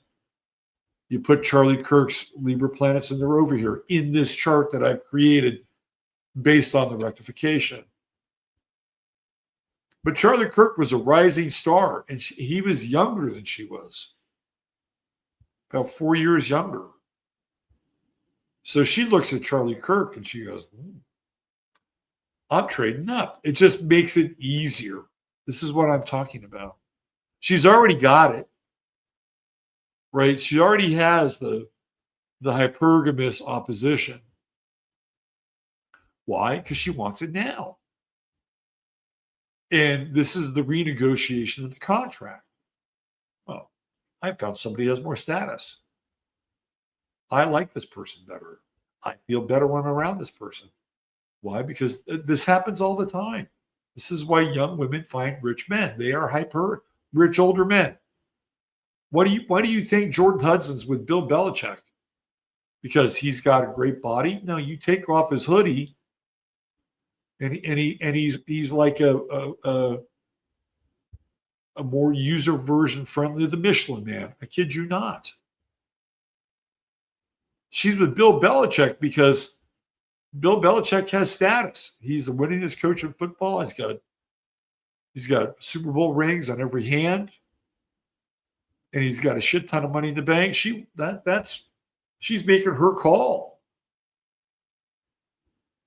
Jordan Hudson's making her call on that.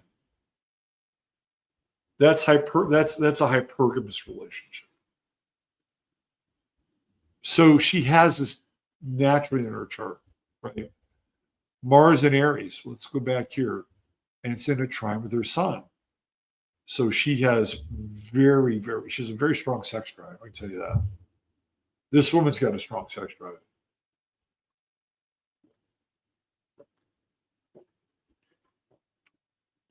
Has she been violated? I'd say so. Saturn Mars square, Neptune Mars square, Uranus Mars square. I would say yes. Now, where? Who? Saturn. What do you get into Saturn? You get into authority figures. Just saying. So can we find the programming here? Yes, we absolutely can. Can we find somebody who is passionate and ambitious? Oh, yeah, I think so. I think we can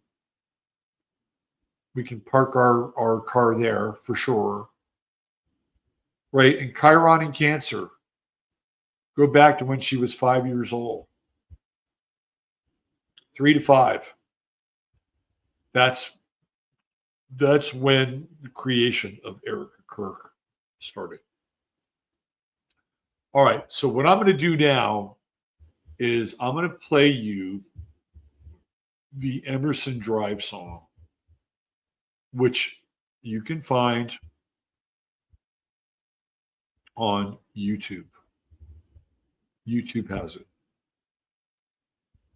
Okay. And I'm going to play it for you right now.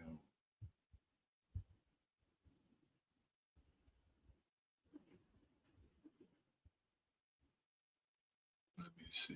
Where is it? Right here.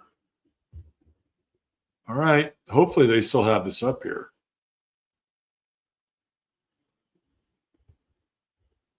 Oh, they do. Thank God. Hey guys, welcome back to Show 7. Oh, that's not it. Hold on. Hold on. I want that one though. I want that. Give me a second. I got to cue that up.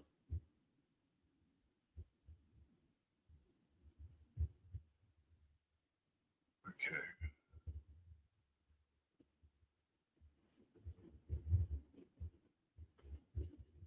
Did you guys see the show on Friday?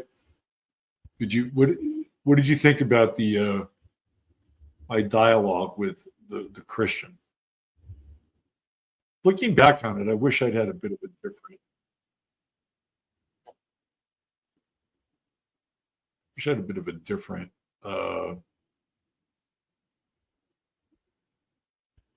Different questions. There's some questions there I would have wanted to ask him. All right, hold on. And again, I hope this video is still up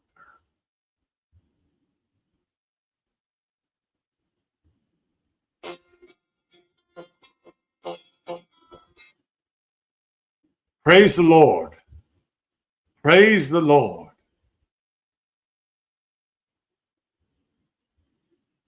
PTL. Now, I am not going to play the music because it's really just a run-of-the-mill country tune.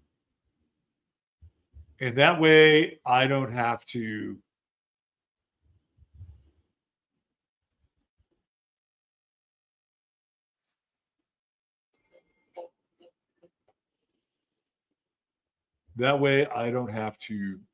deal with the copyright either. All right, so this is Emerson Drive. This was posted 13 years ago.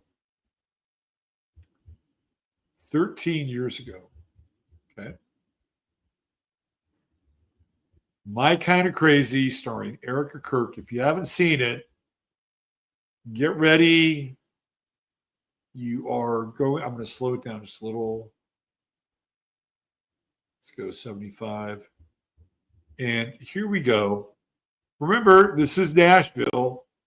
Nashville is the beast. It is the heart of the beast. Go away. Come on.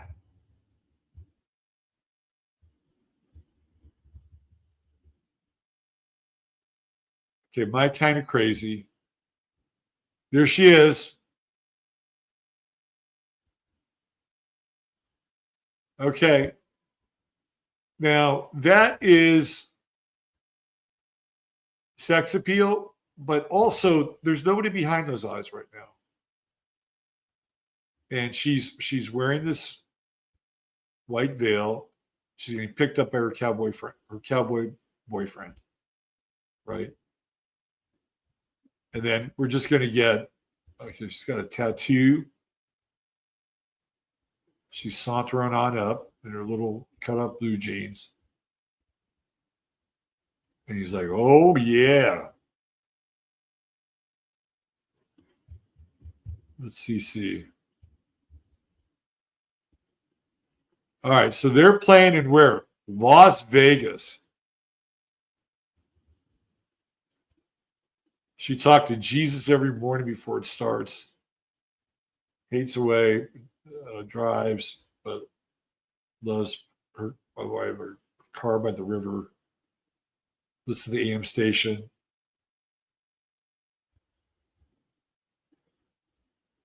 Okay, so they're going to Vegas. All right, here we go. Stop. Let's go back here. Mirage. It's the first thing you see. Okay, mirage. Vegas is a mirage. You have the twin pillars, Boaz and Yakin, right, coming in here. All right, you get your Caesar's Palace, get your fiddle. That's where they're going. There she is. All right, let's go back here. What do we have here? All you Q freaks. Here's your Q. Just to make sure that they got you hooked in there. You got your little Q. Well, that's your Q. Keep going.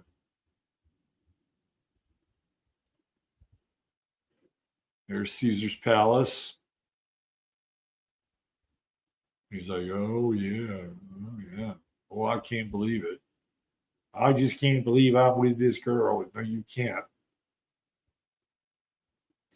So they're in the back of a truck. They're in a truck. So I'm going to plant a little kiss on you.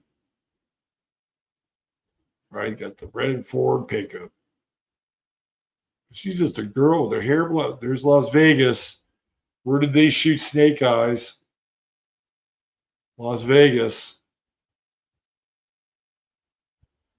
Oh, there you go. Past the pyramid. All the great sights of Las Vegas. The lyrics are not meaningful at all. Ice cream cone and some high heel shoes. All right, they're on Fremont Street now. Okay. Fremont Street. Again, Vegas.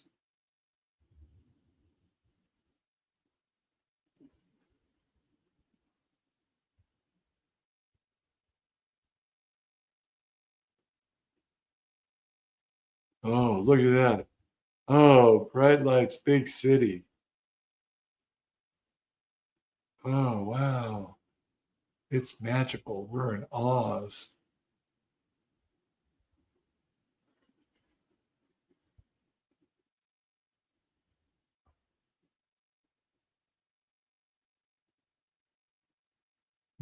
Lipstick loss. What's he going to do? Well, he's going to propose to her.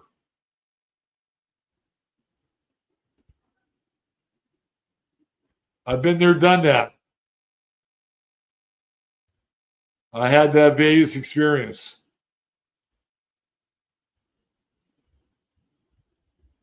It's a rush.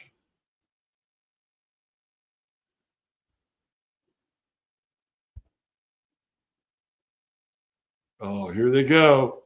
They're going to take the big leap and they're going to go zip lining. I got to slow this down.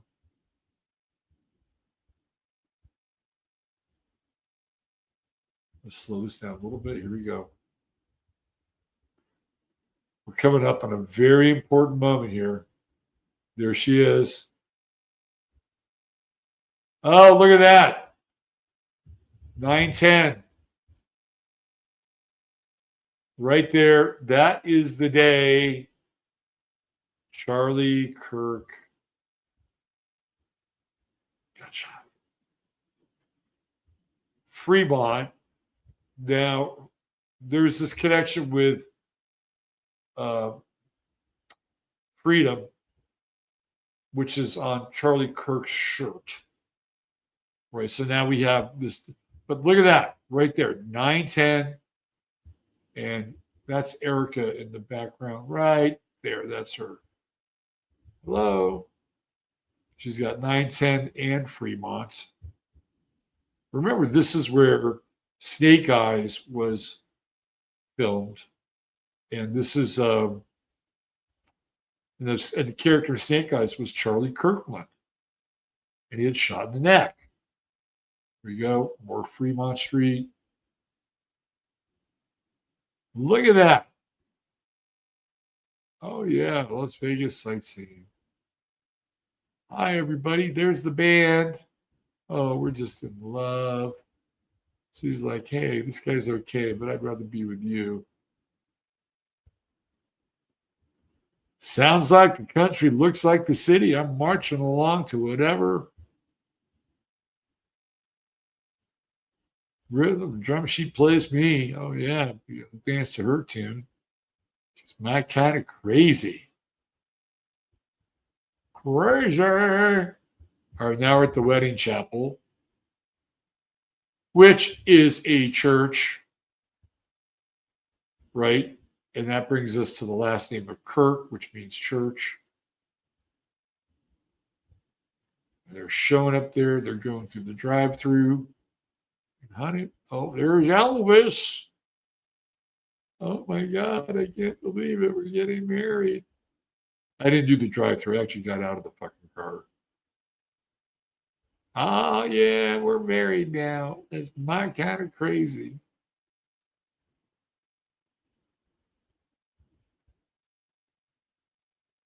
My kind of crazy.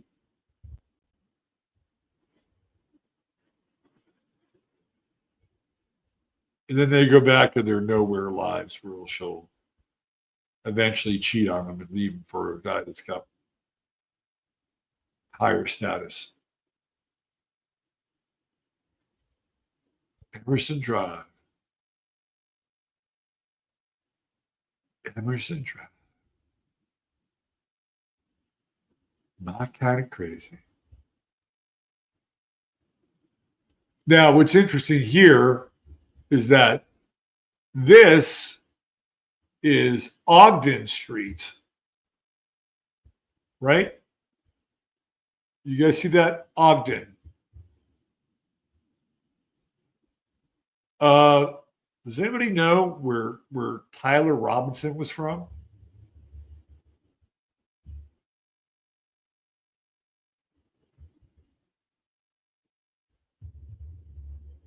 So there we go. This is Erica Kirk right here. You guys saw it. Like how high strange is this? Right here.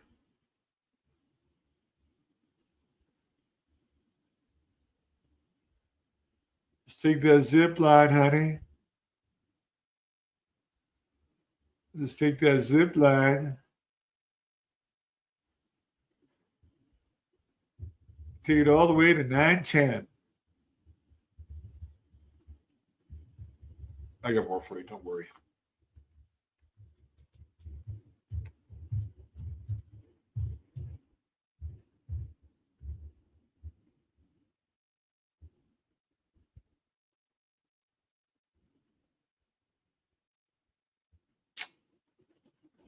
Tyler Robinson lived near St. George, Utah. Ogden, Utah.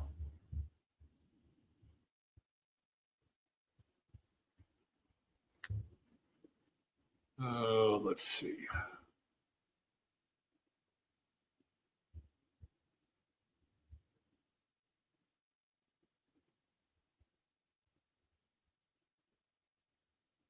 Topography, American government politics.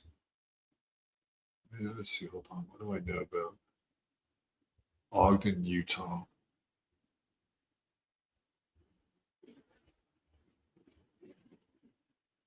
Sites of interest in the media, notable people.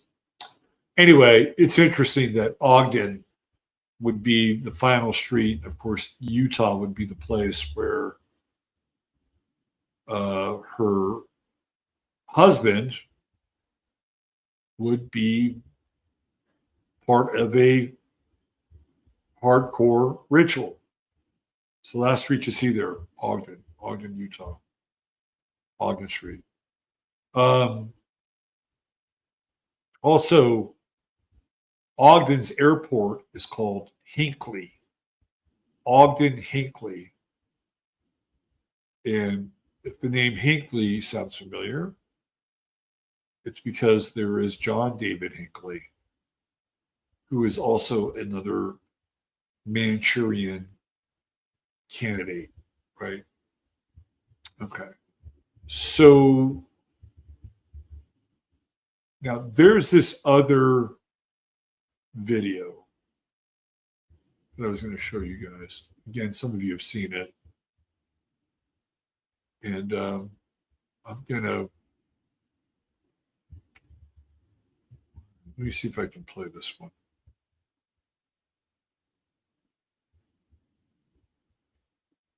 I want to put my headphones on. And then after this, we're going to look at the shooting chart of Charlie Kirk, and then Erica Kirk's chart on that day, which we can get a fix on. All right, so this is a YouTube Joseph Aquaviva 2222, and this talks about Fremont, and then the 322 on the sign, which is, I forgot about that. That's the Skull and Bones reference. All right, so let's do this. Hey guys, welcome back at Joseph. Guys, you aren't going to believe this. There's a music video from 13 years ago, She's My Kind of Crazy by Emerson Drive. And in the video, we have Erica Kirk. She's ziplining in this video past the numbers 9-10, like her husband Charlie Kirk allegedly died on 9-10. I'm not making this up. And guys, that's not even the craziest part. If you go down here, 13 years ago, she left a comment, and you're not going to believe the comment. What a blast. Tyler and I had shooting this video with you guys. Blast, like a gunshot blast. Tyler, like the suspect is Tyler Robinson, and shooting, like Tyler did the shooting. And when you click on the profile, you get Erica Francevy. And Erica Kirk was born Erica Lane Francevy. So it is 100% her in the video, guys. I mean, wow. On top of that, she's ziplining past a sign that says Fremont. And Fremont means freedom, like Charlie Kirk had a freedom shirt on. And then you have the cross there. Kirk means church, right? Also, the video length is 3 minutes and 22 seconds. 322, the number of skull and bones. All right. And notice she's ziplining like a witch. And remember, we just had the website Jezebel. It had the witches put the curse on Charlie Kirk just 2 days before he was allegedly killed. And then we connected all this to Snake Eyes, where Charles Kirkland, like Charles Kirk, is shot in the neck during a fight where Tyler goes down in a staged fall, right? So you got Tyler there also. And remember the connection I'm making here, you have the storm called Jezebel that's going on during the assassination. And also remember the assassin in the movie Snake Eyes, his initials are TR, like Tyler Robinson. So anyways, guys, this is unbelievable. All right. You got the Fremont, like freedom. You got the 9-10, like Charlie Kirk died on 9-10. And this comment, what a blast. Tyler and I had shooting this video. Wow. And it's 3 minutes and 22 seconds. Remember, Charlie Kirk allegedly died 322 weeks after the first episode of the Charlie Kirk show. He also died 6 years, 66 days after the first episode of the Charlie Kirk show. And here she is in the video. You can tell that's her. And obviously that's her because she left a comment. But anyways, guys, I can't take credit for this. I got this information from a channel called Jurassic Liars, and somebody let him know, and then I found out through him. Anyways, all credit goes to God. I wouldn't know anything if it wasn't for him. Neither would any of us doing this decoding. But anyways, guys, I'm going to leave his channel in the description. And the comment. Okay. So pretty wild, right? I mean, really crazy, insane, high strange. Now, there are two things that we can derive from this. Number one, there is a whole universe of people out there that are breaking this stuff down now. You have to admit it's pretty impressive. And it's not just one person anymore.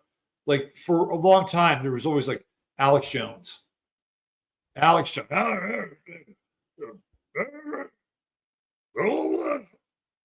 mean, I could do Alex Jones, but I mean, for a long time, it was just out. Now we got a whole planet of freaking Alex Joneses now. We got a whole. This is Pluto and Aquarius. Hello, welcome to the great unveiling. I mean, it is the great unveiling here. You got people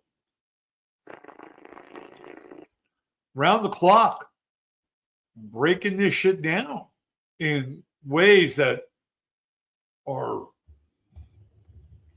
kind of awe-inspiring, to be honest with you. Right now, I'm just doing my little piece here, and I'm trying to connect her with this whole Nashville thing. Because Nashville is one of the centers for programming. One of the centers for programming. Now, I don't know how much you follow the country western music scene. Arizona has become really entrenched in country and western music. Like, you know, I'm not saying that Dierks Bentley is, you know, one of the programmers or somebody who's got access to it, but he's incredibly popular in the country and western music scene, and he's based out of Arizona.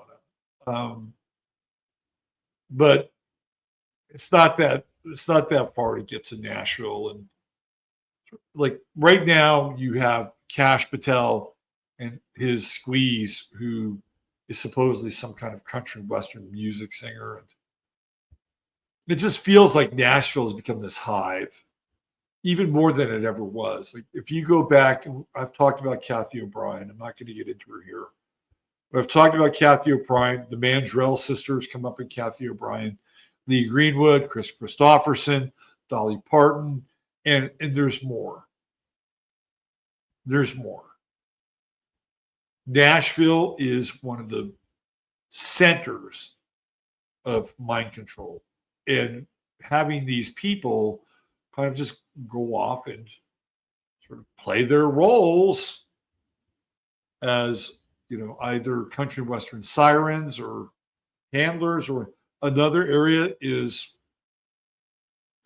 Missouri, Branson, Missouri. It's Kathy O'Brien talks about this as well. So now you've got Erica Franzwe showing up in this Emerson Drive video, clearly product of the Nashville country western scene and sound. And do we know if she's been in any other videos? How do you not get into a video like that and not be discovered? Right? I mean, it's not like Emerson Drive was. By the way, you should read the comments on that page. She's my kind of crazy. Where are they from? Emerson Drive. They're Canadian. They are a Canadian band. Signed to DreamWorks.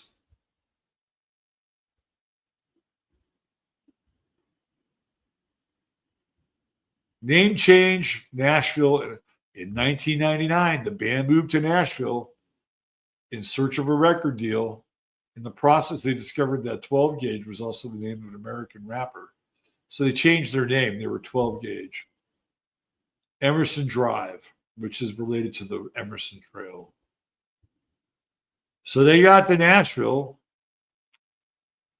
They toured for support of Keith Urban, Brad Paisley, Brooks and Dunn.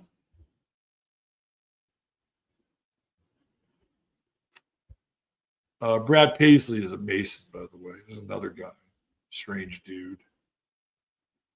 Let's see. Anything else about Emerson Drive?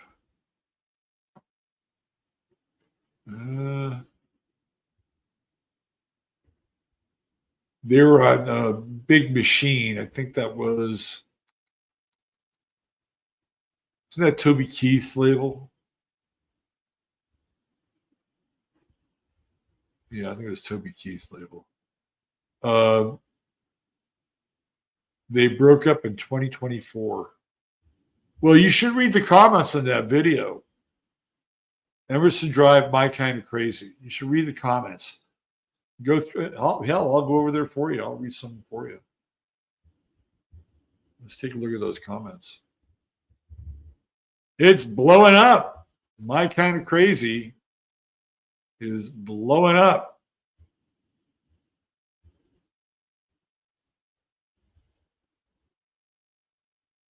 $1.7 million views. 2,668 comments. Check this out. Look at some of these comments.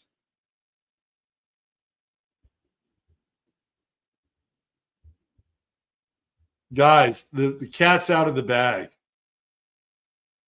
If you've come this far, you're deep in the rabbit hole. That was 21 hours ago. If you know, you know. Hello, fellow awakened brothers and sisters. The world is a stage. Nothing is as it appears. Welcome to the Truman Show. We're all in the Truman Show. This song is going to get really famous now. Just when I thought I was out, they pull me back in. The world is a stage. What a time to be alive. I am shook. There's no way this is coincidental. Like Erica said in her speech, nothing is by accident. Question everything. I don't know what to think anymore. We're all here for the same reason. This song is about to get more views in 13 days than it's ever had in 13 years. The stamp on the tramp detail is new. Butterfly tattoo is MK Ultra Monarch. That's in the back, isn't it? That's her. That's the butterfly tattoo she has at the beginning, isn't it? Let's blow this up again.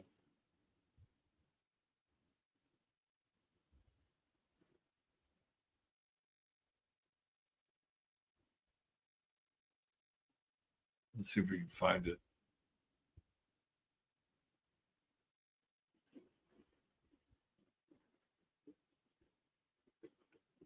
Let's get that vacant MK Ultra Monarch look.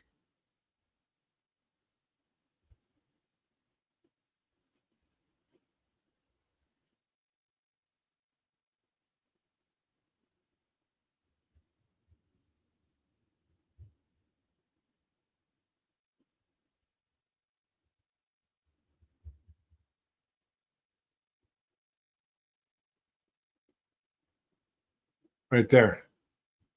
Right? Isn't that what that is? Isn't that a butterfly on a branch? Yes, it is. It's the mark. The mark of the monarch. The monarch butterfly. Here, let's exit that. Get back to the comments. Let's see what else we have here. The predictor programming, they knew exactly what they were doing.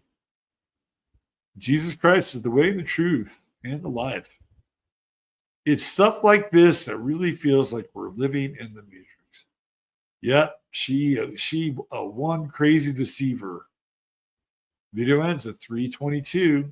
They Live was a documentary. After 13 years, finally a hit and viral. They actually did a ton of predictive programming for this op. There was so much PP. Charlie and Erica, just about every internet personality with any name recognition, are orchestrated inorganic actors on the world stage. Erica Kirk's dad is the founding chairman of the Raytheon branch in Israel and is one of the originating people behind the Israelis' Iron Dome. Now we don't know about that, but there it is. That's a kind of an interesting ad there. Welcome to the Upside Down. Crazy, right? Some kind of crazy. Now I'm going to watch the film Snake Eyes. Yes, indeed. It's a lot of get saved here.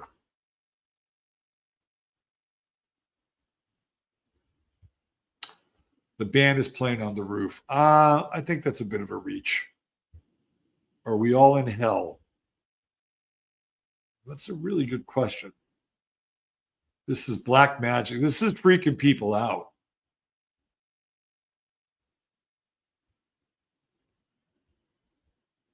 Yes. Wild, right? It's some wild shit. All right, let's take a look at the Erica Kirk and the shooting chart.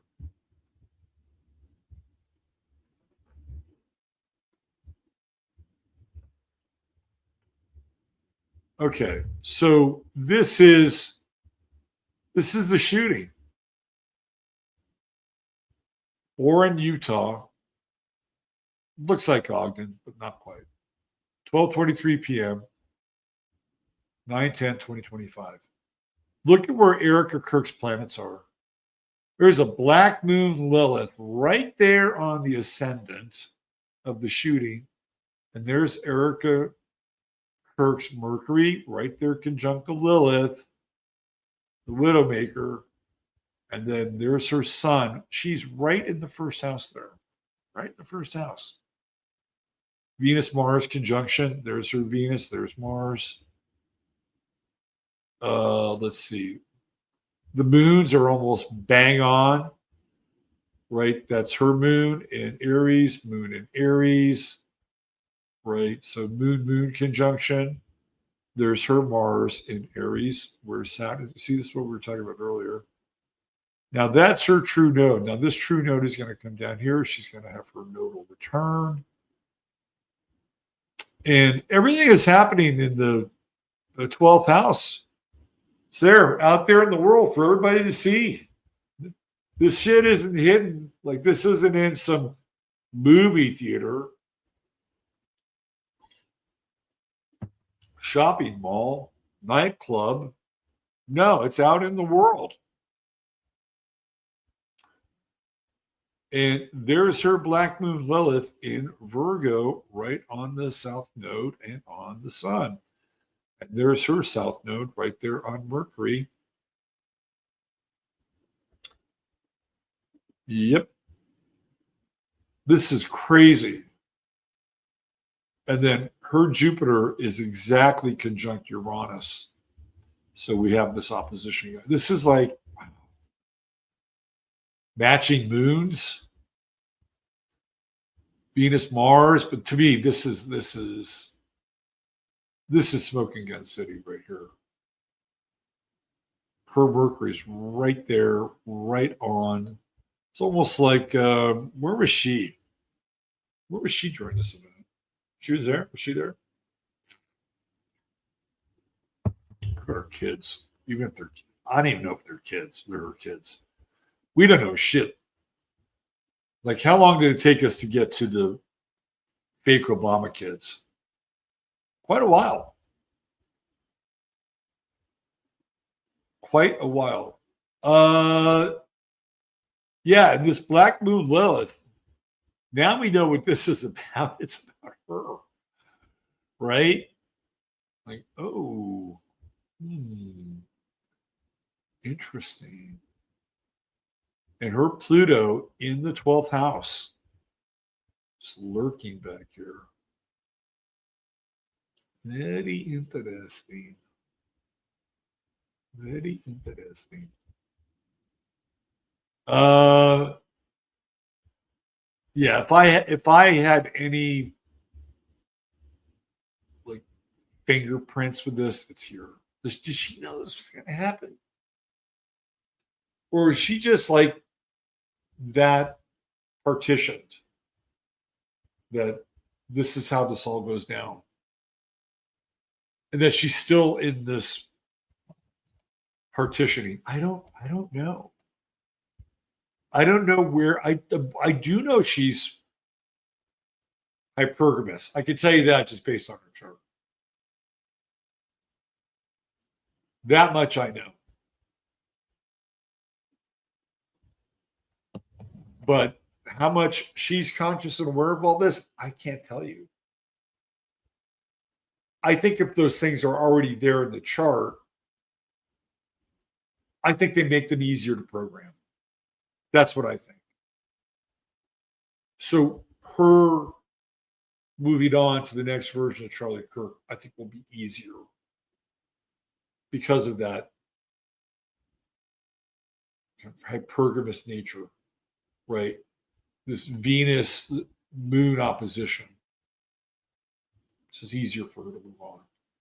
And this idea that her son would be in the first house at that time, and people would identify with her. Like a lot of people identify with her in some ways more than they do with Charlie Kirk, because they have to project into her or feel into her like, oh my God, it's terrible. She was there. She's got these kids. Like she's right here. She's tapping.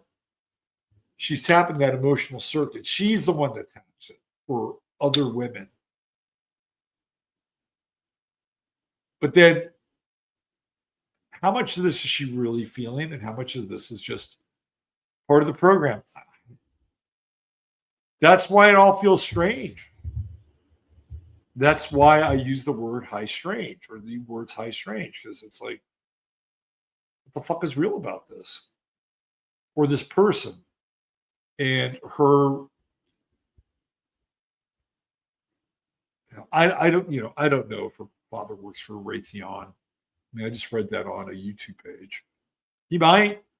Maybe some of you, it will send some of you scurrying down that rabbit hole, getting into the Raytheon employees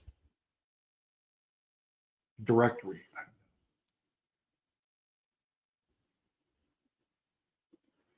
But there is something weird about that Jupiter.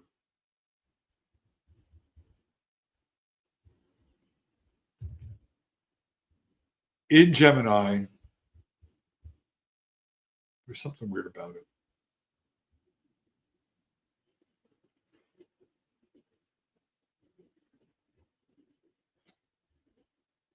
Where is it for a chart? Let's see.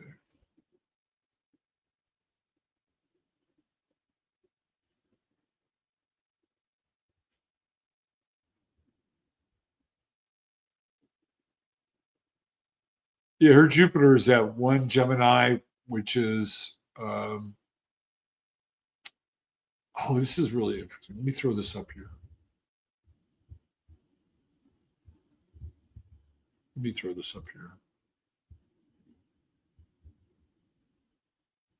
Okay, so this is Gemini, and it is Gemini 1, her Jupiter. This is the Sabian symbol. A glass-bottomed boat reveals undersea wonders. The revelation of unconscious energies in submerged psychic structures. Ooh, that's very MK Ultra, isn't it? It's like this partitioned world. Within the relative security of a boat, an individual person can learn to be aware of the as yet hidden contents of man's collective unconscious. Provided this boat, that is to say, his ego that separates him from the collective planetary psyche of mankind, has been given a glass bottom. The conscious mind must have become, in part at least, translucent. This translucency is not direct openness. The window of the mind remains closed, but through it, the individual can become aware of the outside. Here, outside means the psychic depths below the normal level of consciousness. At this first stage of the discovery process, one can only speak of vision, not identification. The feeling is one of wonder. I did not know this could exist. How beautiful, or how exciting. A new dimension of reality is perceived by the earnest inquirer.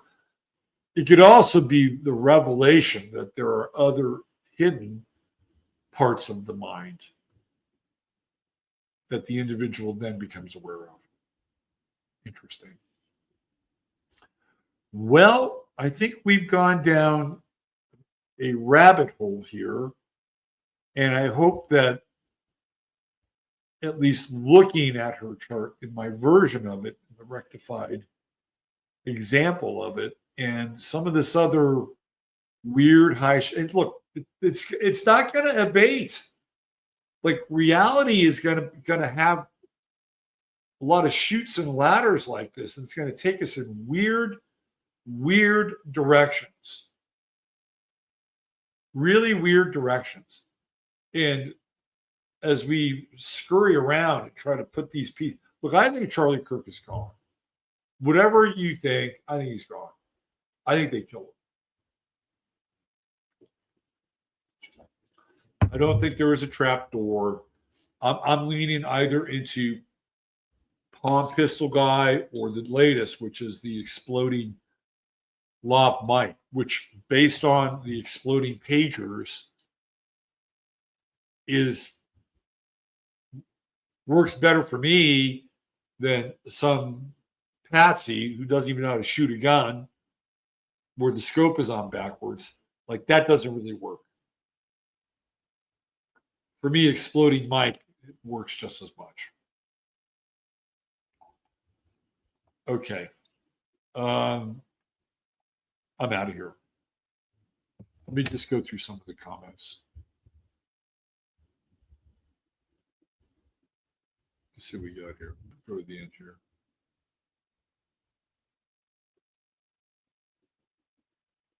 The first degree is got some juice. The 29th degree is challenging. Yeah, Tel Aviv, not a nice place. No, I don't think so.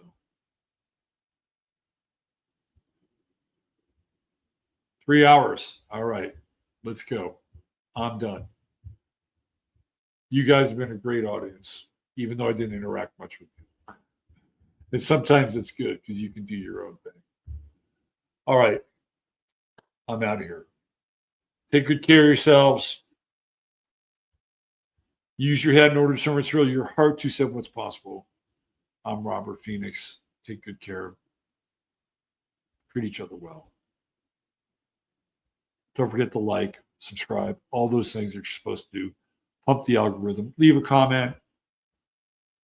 Don't forget our good friend Chris. Buy me a cup of coffee if you'd like that. That's also in the notes for the show. All right. Take care. Have a great Sunday night. Great week. Bye for now.